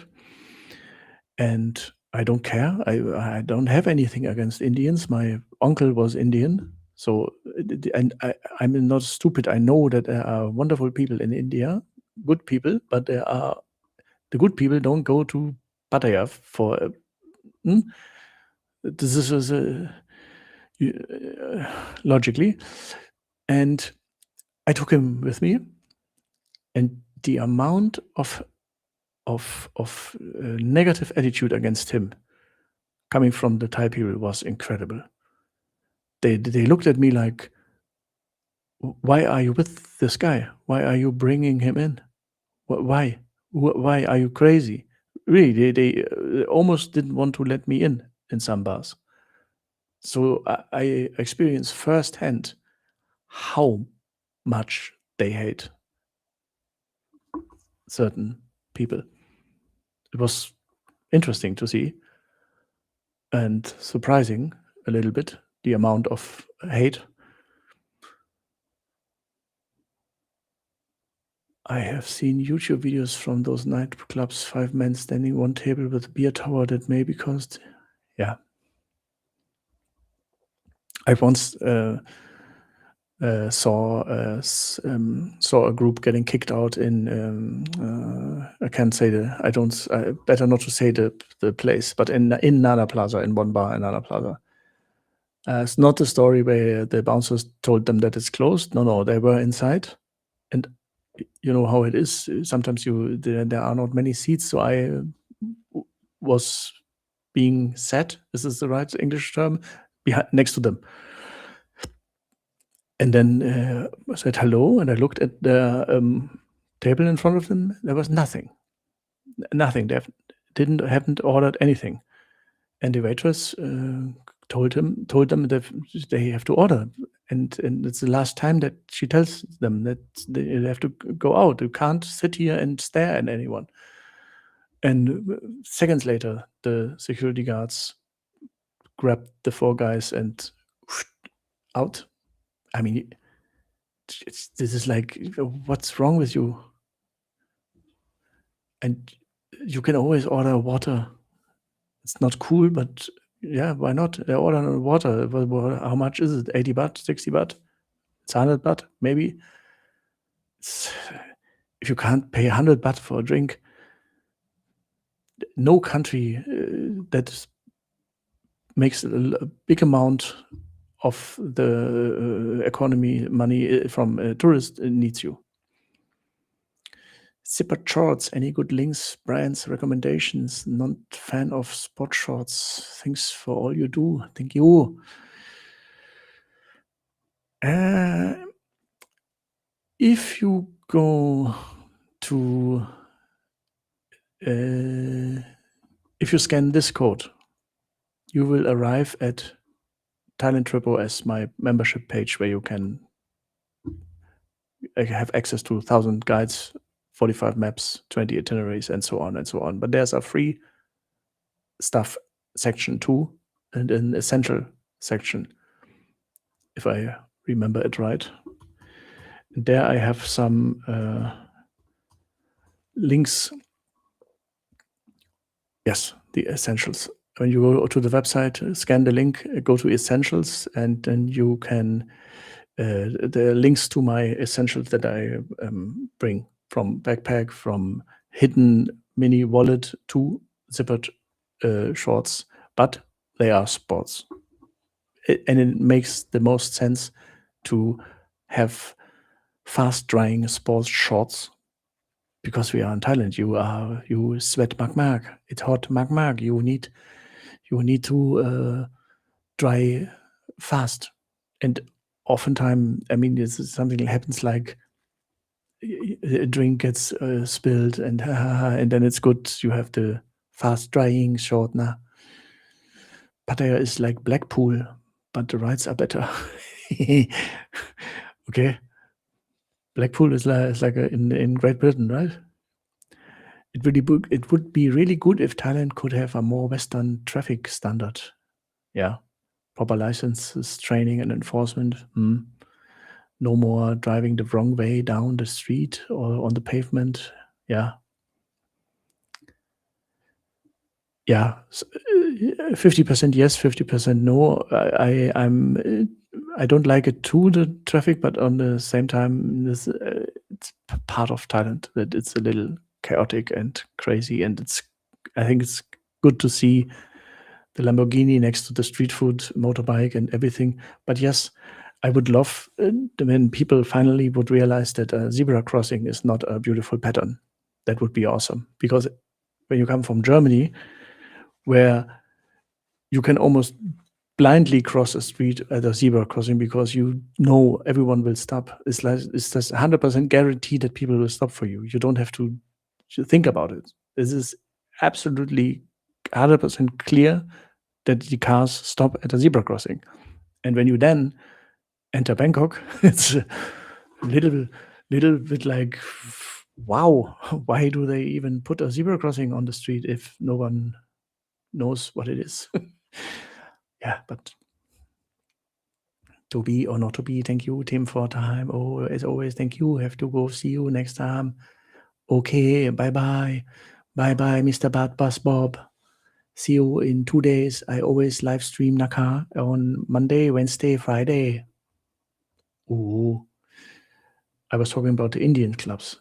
Oh, yeah, Indian club. Yeah. Oh, yeah.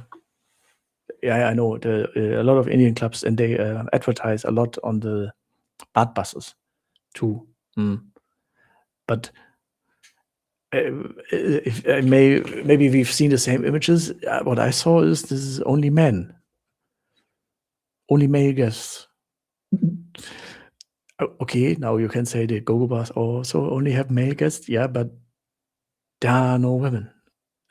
The only women are on stage, and some sad Russian women who are forced to dance for 120 men. Yeah, I would not. Why would anyone go to an Indian nightclub in Thailand? Even why would you go to a German nightclub in Thailand? I would never. Tim, where would you take a first timer in Bangkok on the first night?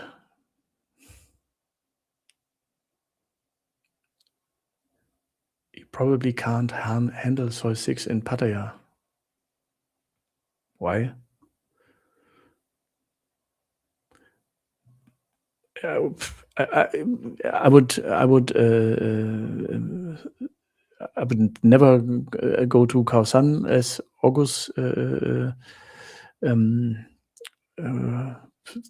it's written here, because it's just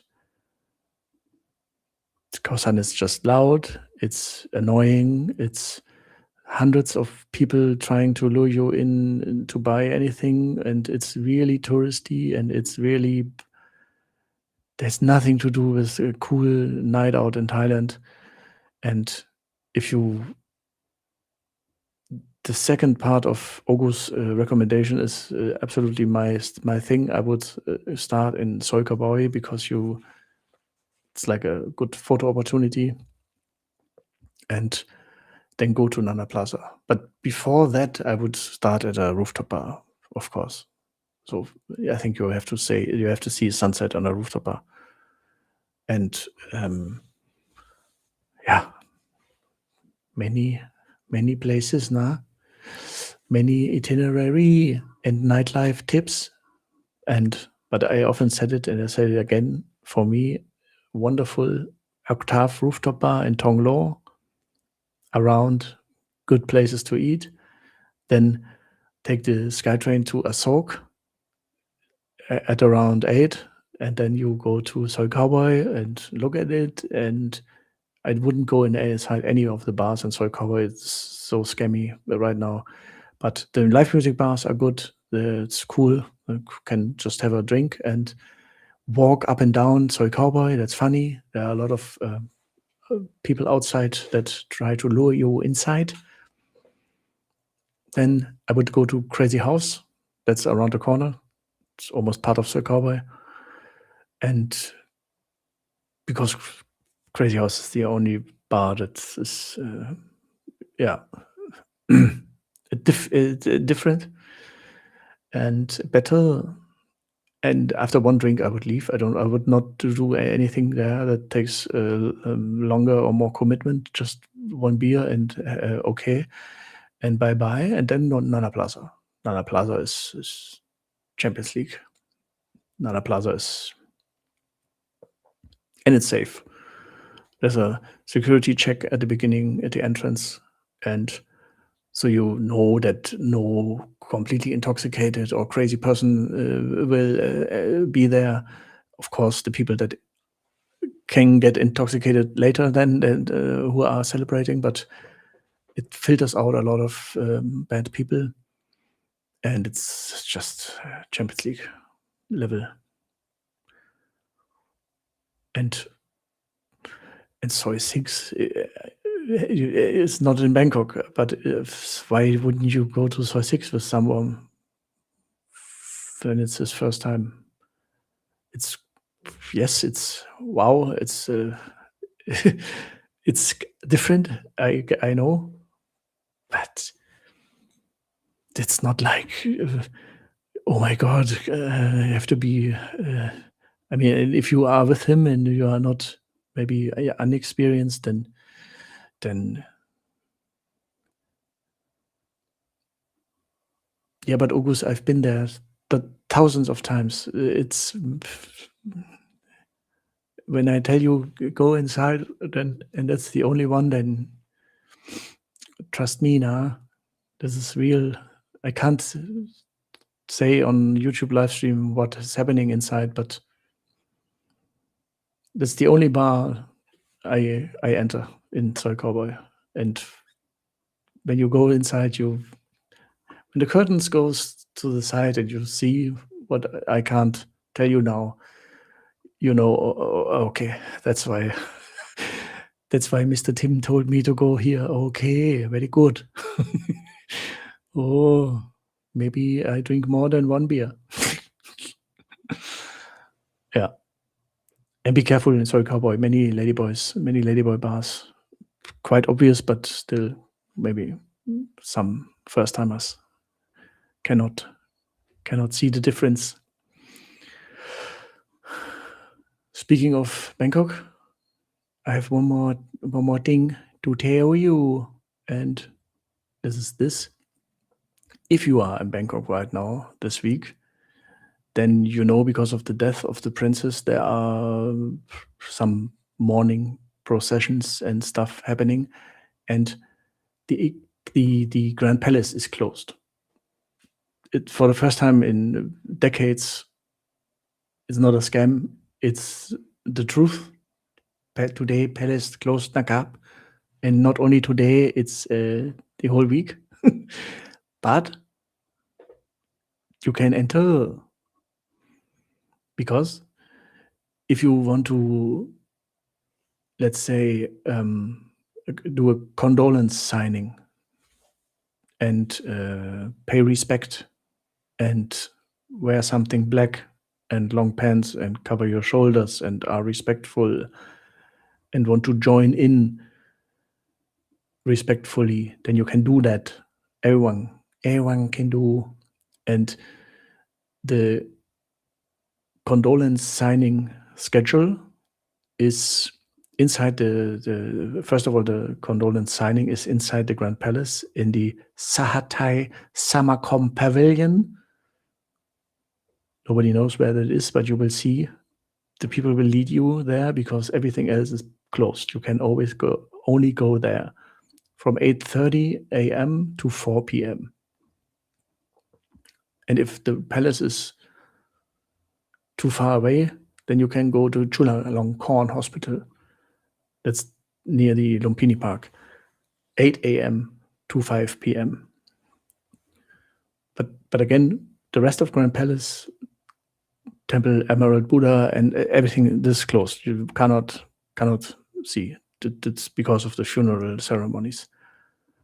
Only the people who sign the condolence book are permitted entry. So expect a lot of people, Thais, long queues. So, but I just wanted to let you know that this is not like Thai only or nothing is happening. This is happening, and I think it could be interesting.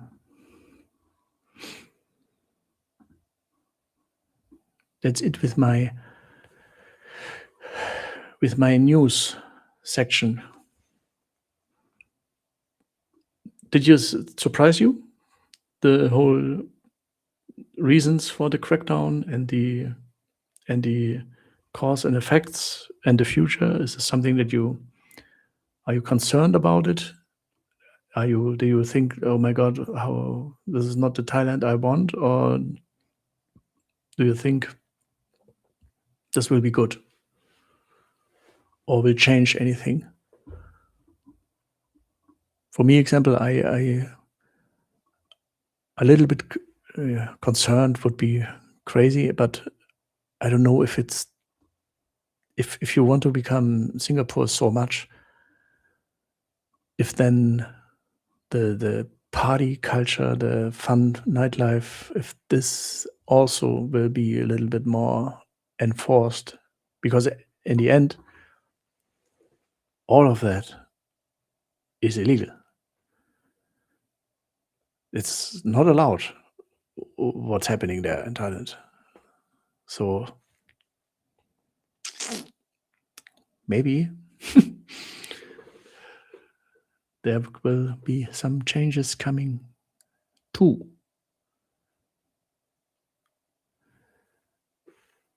August, I trust you 100%. Oh, thank you. No, it did not surprise me because I never went before. But after all the things I've read, I think this was necessary. Yeah. Yeah, it was almost surprised that it took so long to happen.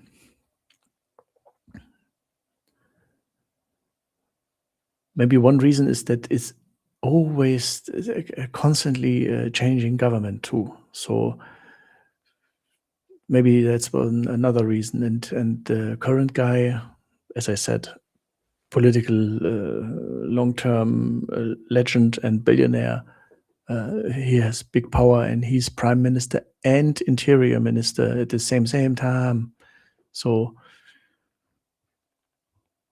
power. Moin aus Hamburg. Hello, welcome. Which area in Bangkok do you recommend for long-term stay?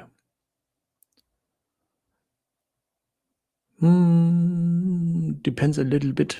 On the one hand, I really love to be, or say it like that. I think you need two things for a long-term stay in Bangkok. That's access to nature and access to SkyTrain or subway. Because Bangkok is such a big city and you need a park. A park for me is essential, just to have a little bit more fresh air, to be able to run, to walk, to see nature. Is in this giant city is very important to see some trees from time to time. And at the same time, you need access to transport, to go closer to the party area or closer to visit the old town and stuff like that. So if money is not a big thing, everything living near Lumpini Park is quite beautiful, but a lot of action and loud and expensive. I always recommend to look around the BTS SkyTrain line going southeast. So areas near Onnut SkyTrain station, just because it's cheaper, but you still have everything. And less phalanx, less tourists, and less tourist fatigue from the Thais.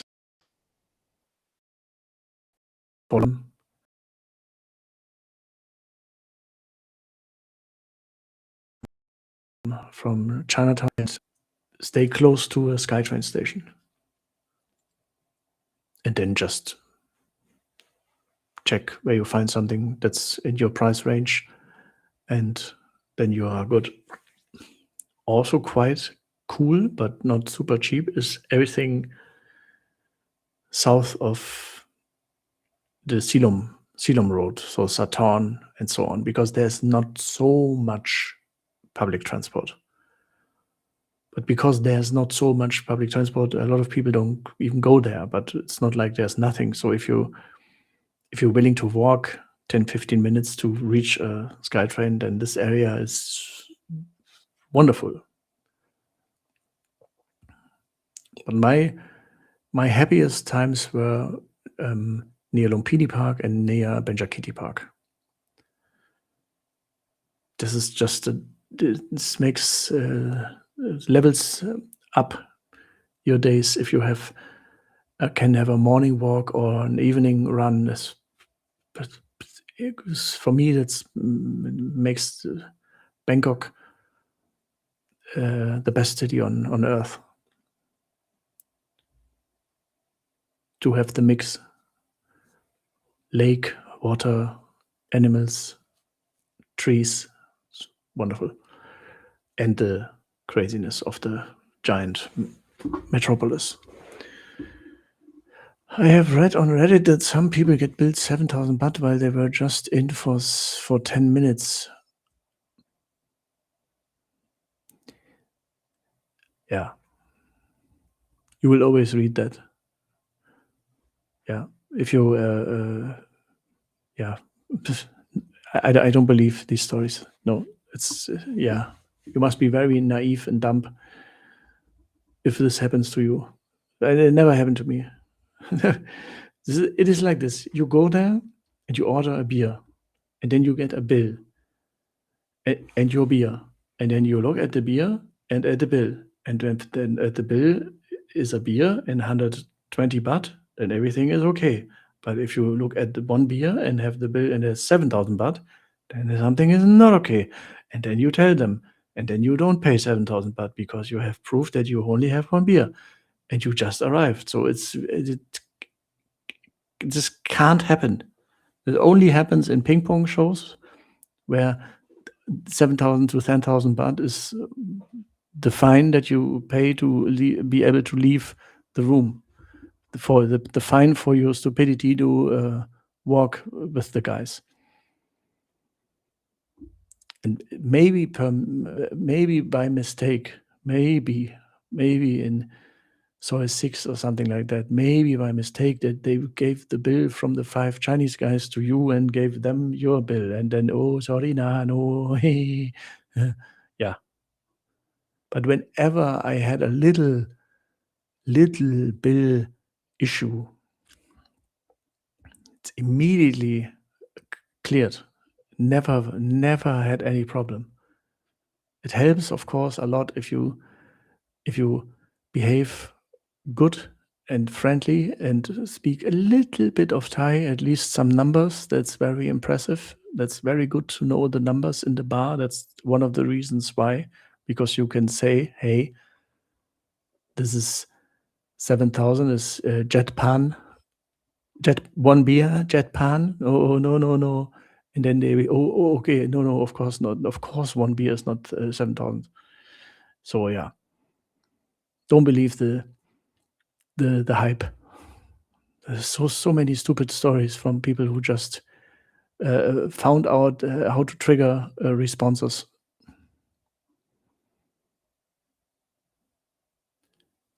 And by the way, everything is on CCTV, so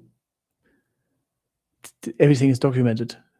Just and if then if really something happened, then say tourist police. That's the magic phrase, tourist police. And then nothing. Honestly, you must be very drunk and intoxicated, dumb, naive, and stupid then to have something happen like that.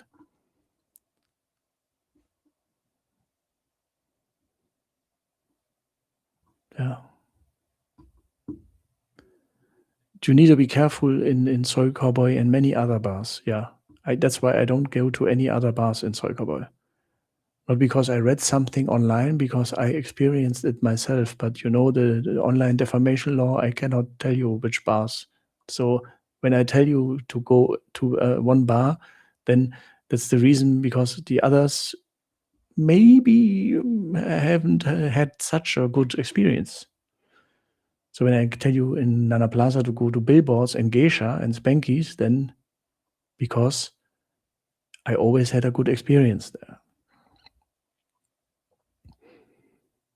And that's exactly, August. Check your bill every time. And I often leave after one drink. The longer you are there, the more you drink, the more the bill goes back and front, left and right, and of course, people make mistakes. And yes, if it's a criminal bar and they see you are already drunk, and then maybe 2 girls assist and try everything to make you lose focus. Yeah, but I don't go to those bars.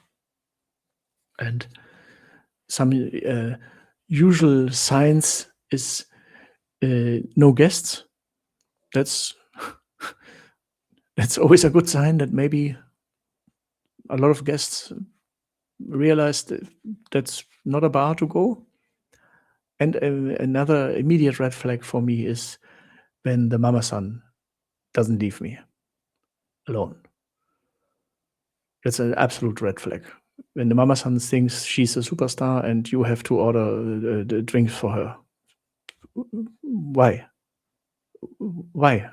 If there are bars where you during the night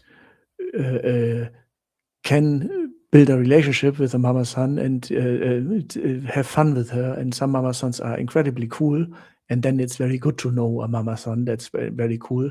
But the mama san that demands drinks just for being there, for being the mama san, and it doesn't leave you alone, and gives you the feeling that if you don't buy her a drink, then you won't have any fun.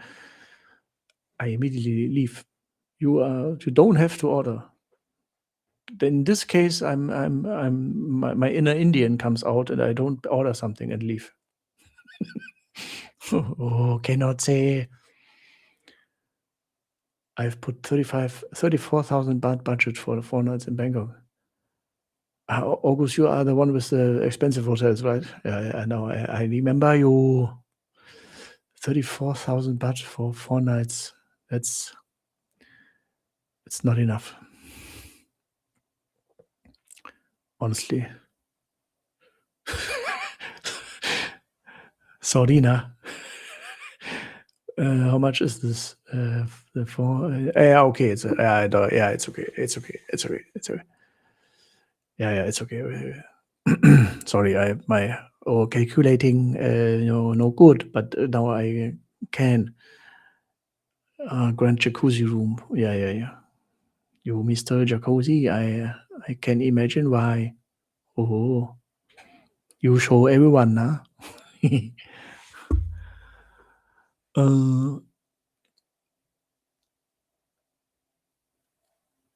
Yeah, Ross, absolutely. Always be careful with strings and watch your bill. Yeah, I always watch my bill. Absolutely. One reason when you are not alone, then in a bar when you enjoy company, is because I always forget the name, and they have the name on the bill. So I remember was it Dao, Cartoon, Bam, Cookie, Cartoon, Noi, Knock, Alai. Or the best name, one of my favorite name is Beer. Beer, of course. Beer. Wonderful name. How can we name our kid? Beer? Yeah, good name. Good. Not vodka? No, beer. Beer better. Shy. Very good. All right. 2.5 hours. But feel like 20 minutes for me. I like Mark. Did I forget anyone? No, I think not.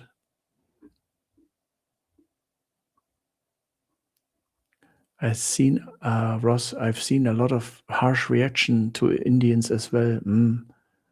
I order water all the time in Gogo bars. Yes. Yeah. Yeah, I got a lot of bad reactions too. It's so funny when you just tell the reality, how it is, and especially on the short form platforms, Instagram, TikTok, Facebook, incredible amount of hate against me because I just told what happened. Yeah. But Tim, I've watched all of your videos on YouTube. 2 years. Oh my God. Oh, you know everything. You know too much. And it's your first time. Oh, you prepared very good. You should watch the Thai conversation video obsessively before you come. If you go to bars, it's very helpful.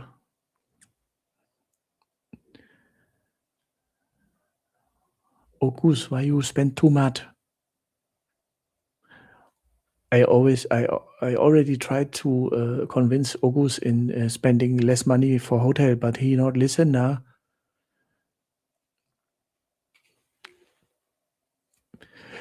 And when I'm going out for real fun mark, like Pattaya style, then I spend 7,000 baht, or at least have 7,000 baht with me, just for security reasons, just to make sure I don't have to come back in the middle of the night to the hotel room and get more money or stuff. So I'm peace of mind. Of course, I don't spend 7,000 baht, but it's just cool to have, so you don't have to think, oh, can I have one more round? Yeah. And I visit a lot of places per night. So in Bangkok, in Pattaya, I'm usually in 10, 12 places per night in 3 areas. It's always like, whoa. So, but this is then a legendary night. So when I was out with my Pattaya meetup guys, then that was expensive and fun and not very good for my liver, because almost every night a new group with new guys that some of them have never been, and then they expect the full action and not lazy. So yeah, that was a lot of fun. Oh, Mr. Paul Adler, thank you.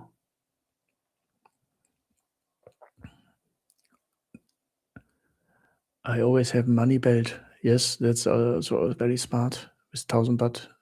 Yeah, that's good.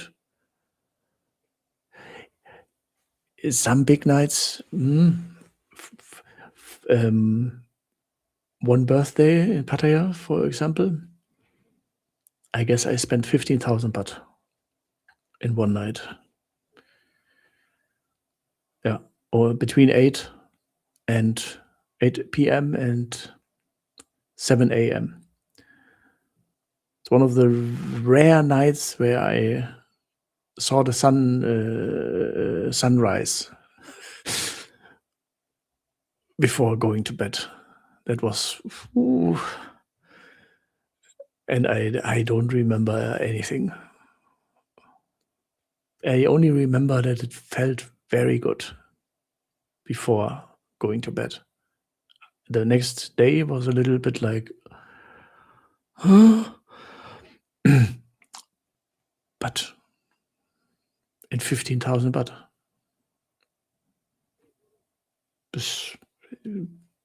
Pattaya takes everything. You can spend 50,000 baht in 8 hours, no problem. Everything you take with you will be gone. It wasn't only one ploy.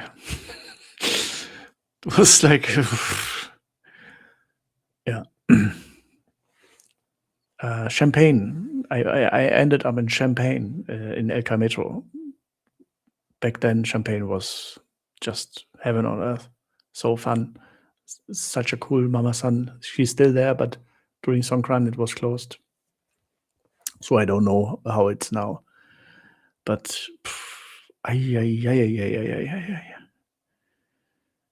very, very happy Falang. Only 7K for all that. We need to learn more. You can have you can have a lot of fun for less. So the biggest mistake is people in my Discord server always, all the time, tell me like, wow, yeah, and yesterday is amazing. Spent 10,000 baht in 2 hours for you know what. And I'm always like, are you crazy? It is like so unnecessary. But I can't tell on YouTube now. Cannot. So last time telling you something to scan. This Saturday, I give a webinar. It's not free, it's paid. It's 2 hours. Pattaya Blueprint. This is, if you can never meet me in person in Pattaya, this is the closest thing that comes to it. This is like preparing my younger self for Pattaya. Tell you everything. And I've shortened the talking part to, I don't know, maybe 60 minutes. So I hope it's almost 60 minutes Q&A. But the difference is it's not on YouTube. So I can't talk about certain things here.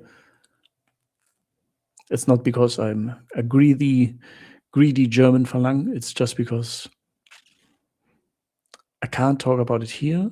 And what I will tell you there will turn your Thailand trips into something completely different that you've never expected. Just like the guys I've met in Pattaya, they were like, they texted me afterwards, like, life-changing, never been so happy in my life. Best trip, best evening, best night. You elevated my experience. so yeah.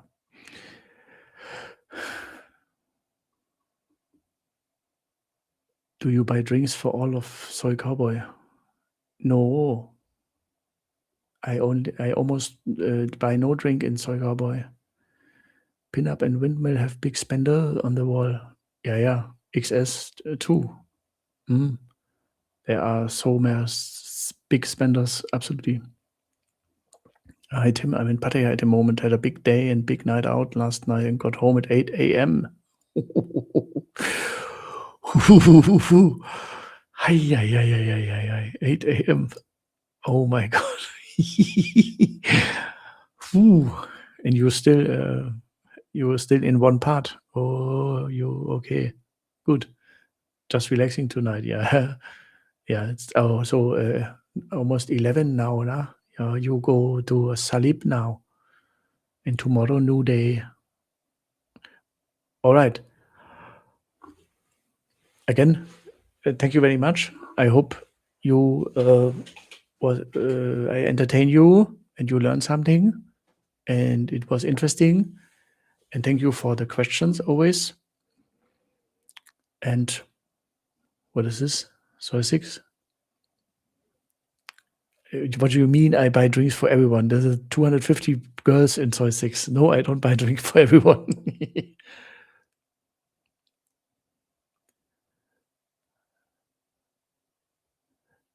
It's August, it's 3 p.m. German time. I don't know what is Dutch time. It's a fixed time, not for visitors that can only visit in high season. Any tips about booking well in advance versus looking for last-minute deals?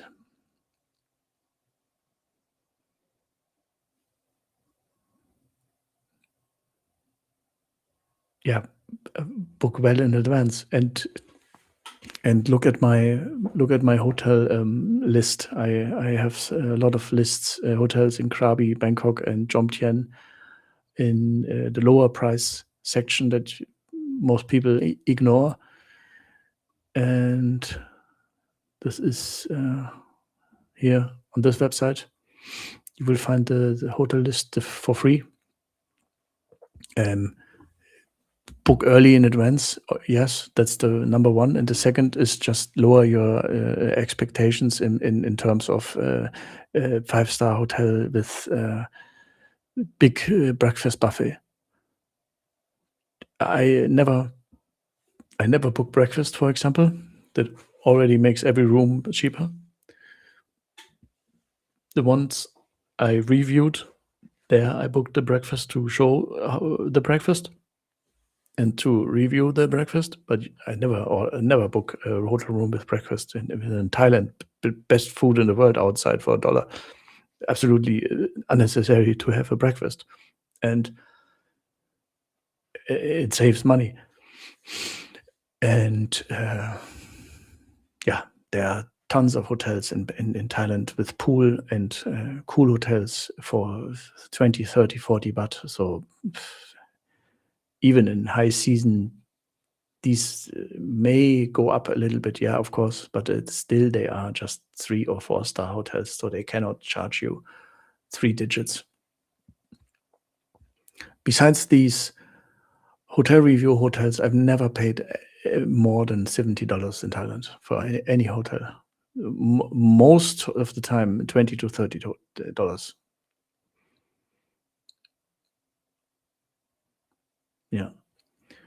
Oh, thank you.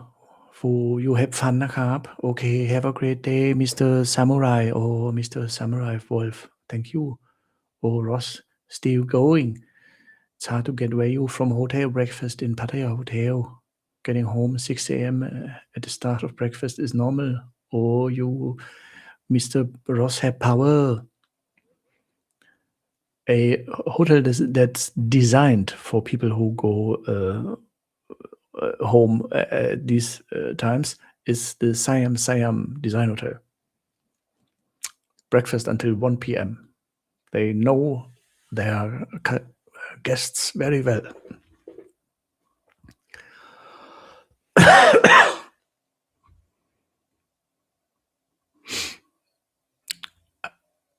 I know now. I know what I posted the wrong QR code. Sorry. Sorry. Oh, sorry, nah. This is the webinar. Sorry. The other one is 101, personal, private, video chat. You and me only. Yeah. Yeah. So maybe I see you in 2 days. If nothing news happen, it will be another Q&A, I guess, because I often find that there are a lot of questions, and I love the overlay. I love the chat overlay. I like that new questions come in. It's so funny, and I think helpful for you and helpful for me also. So because then I know some of you and I know what you are concerned about and what you need to know. That helps me too. So I don't talk about things that you don't need. All right. Almost 3 hours. 3 ชั่วโมง 3 hours. Or right now, 2 ชั่วโมง 48 นาที Nati is minutes. Also not bad to know. So 1 hour, 1 ชั่วโมง 2 hour, 2 ชั่วโมง and 30 minutes, 30 นาที Don't ask me why I gave you the examples for 30 minutes, 1 hour, and 2 hours. It was just random. Okay, Kopung Kap. See you next time. And anyone from Spain, good luck now. Su for game against Cape Verde. And see you now. And maybe I'm working on it to have my beautiful Thai teacher on one of the live streams. For her, it's a little bit late, 8 p.m. So maybe she tired and cannot do so long. But I think you would love her. And if she's on, behave นะครับ and maybe she can like give like a first hour lesson or something like that. So the basics you can see, then it's helpful for you and you can see her and maybe inspire you to learn more.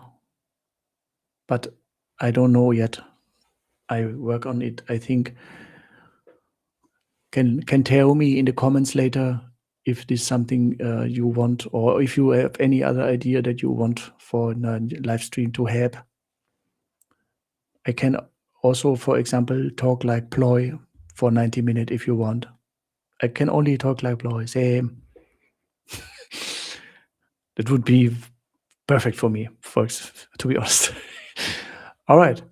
Then have a nice day and bye-bye. Oh, great idea. Yes, maybe one day. Maybe another idea. I don't know if you know her on Instagram, Fong Beer. Fong Beer. She's in Thailand you say hasip suai, hasip funny. That means she's 50% beautiful and 50% funny.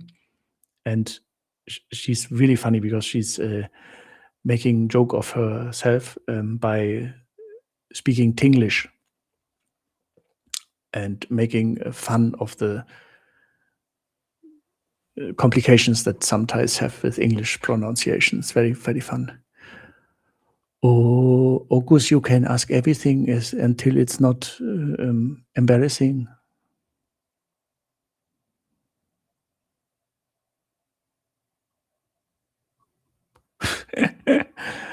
Yeah, I will.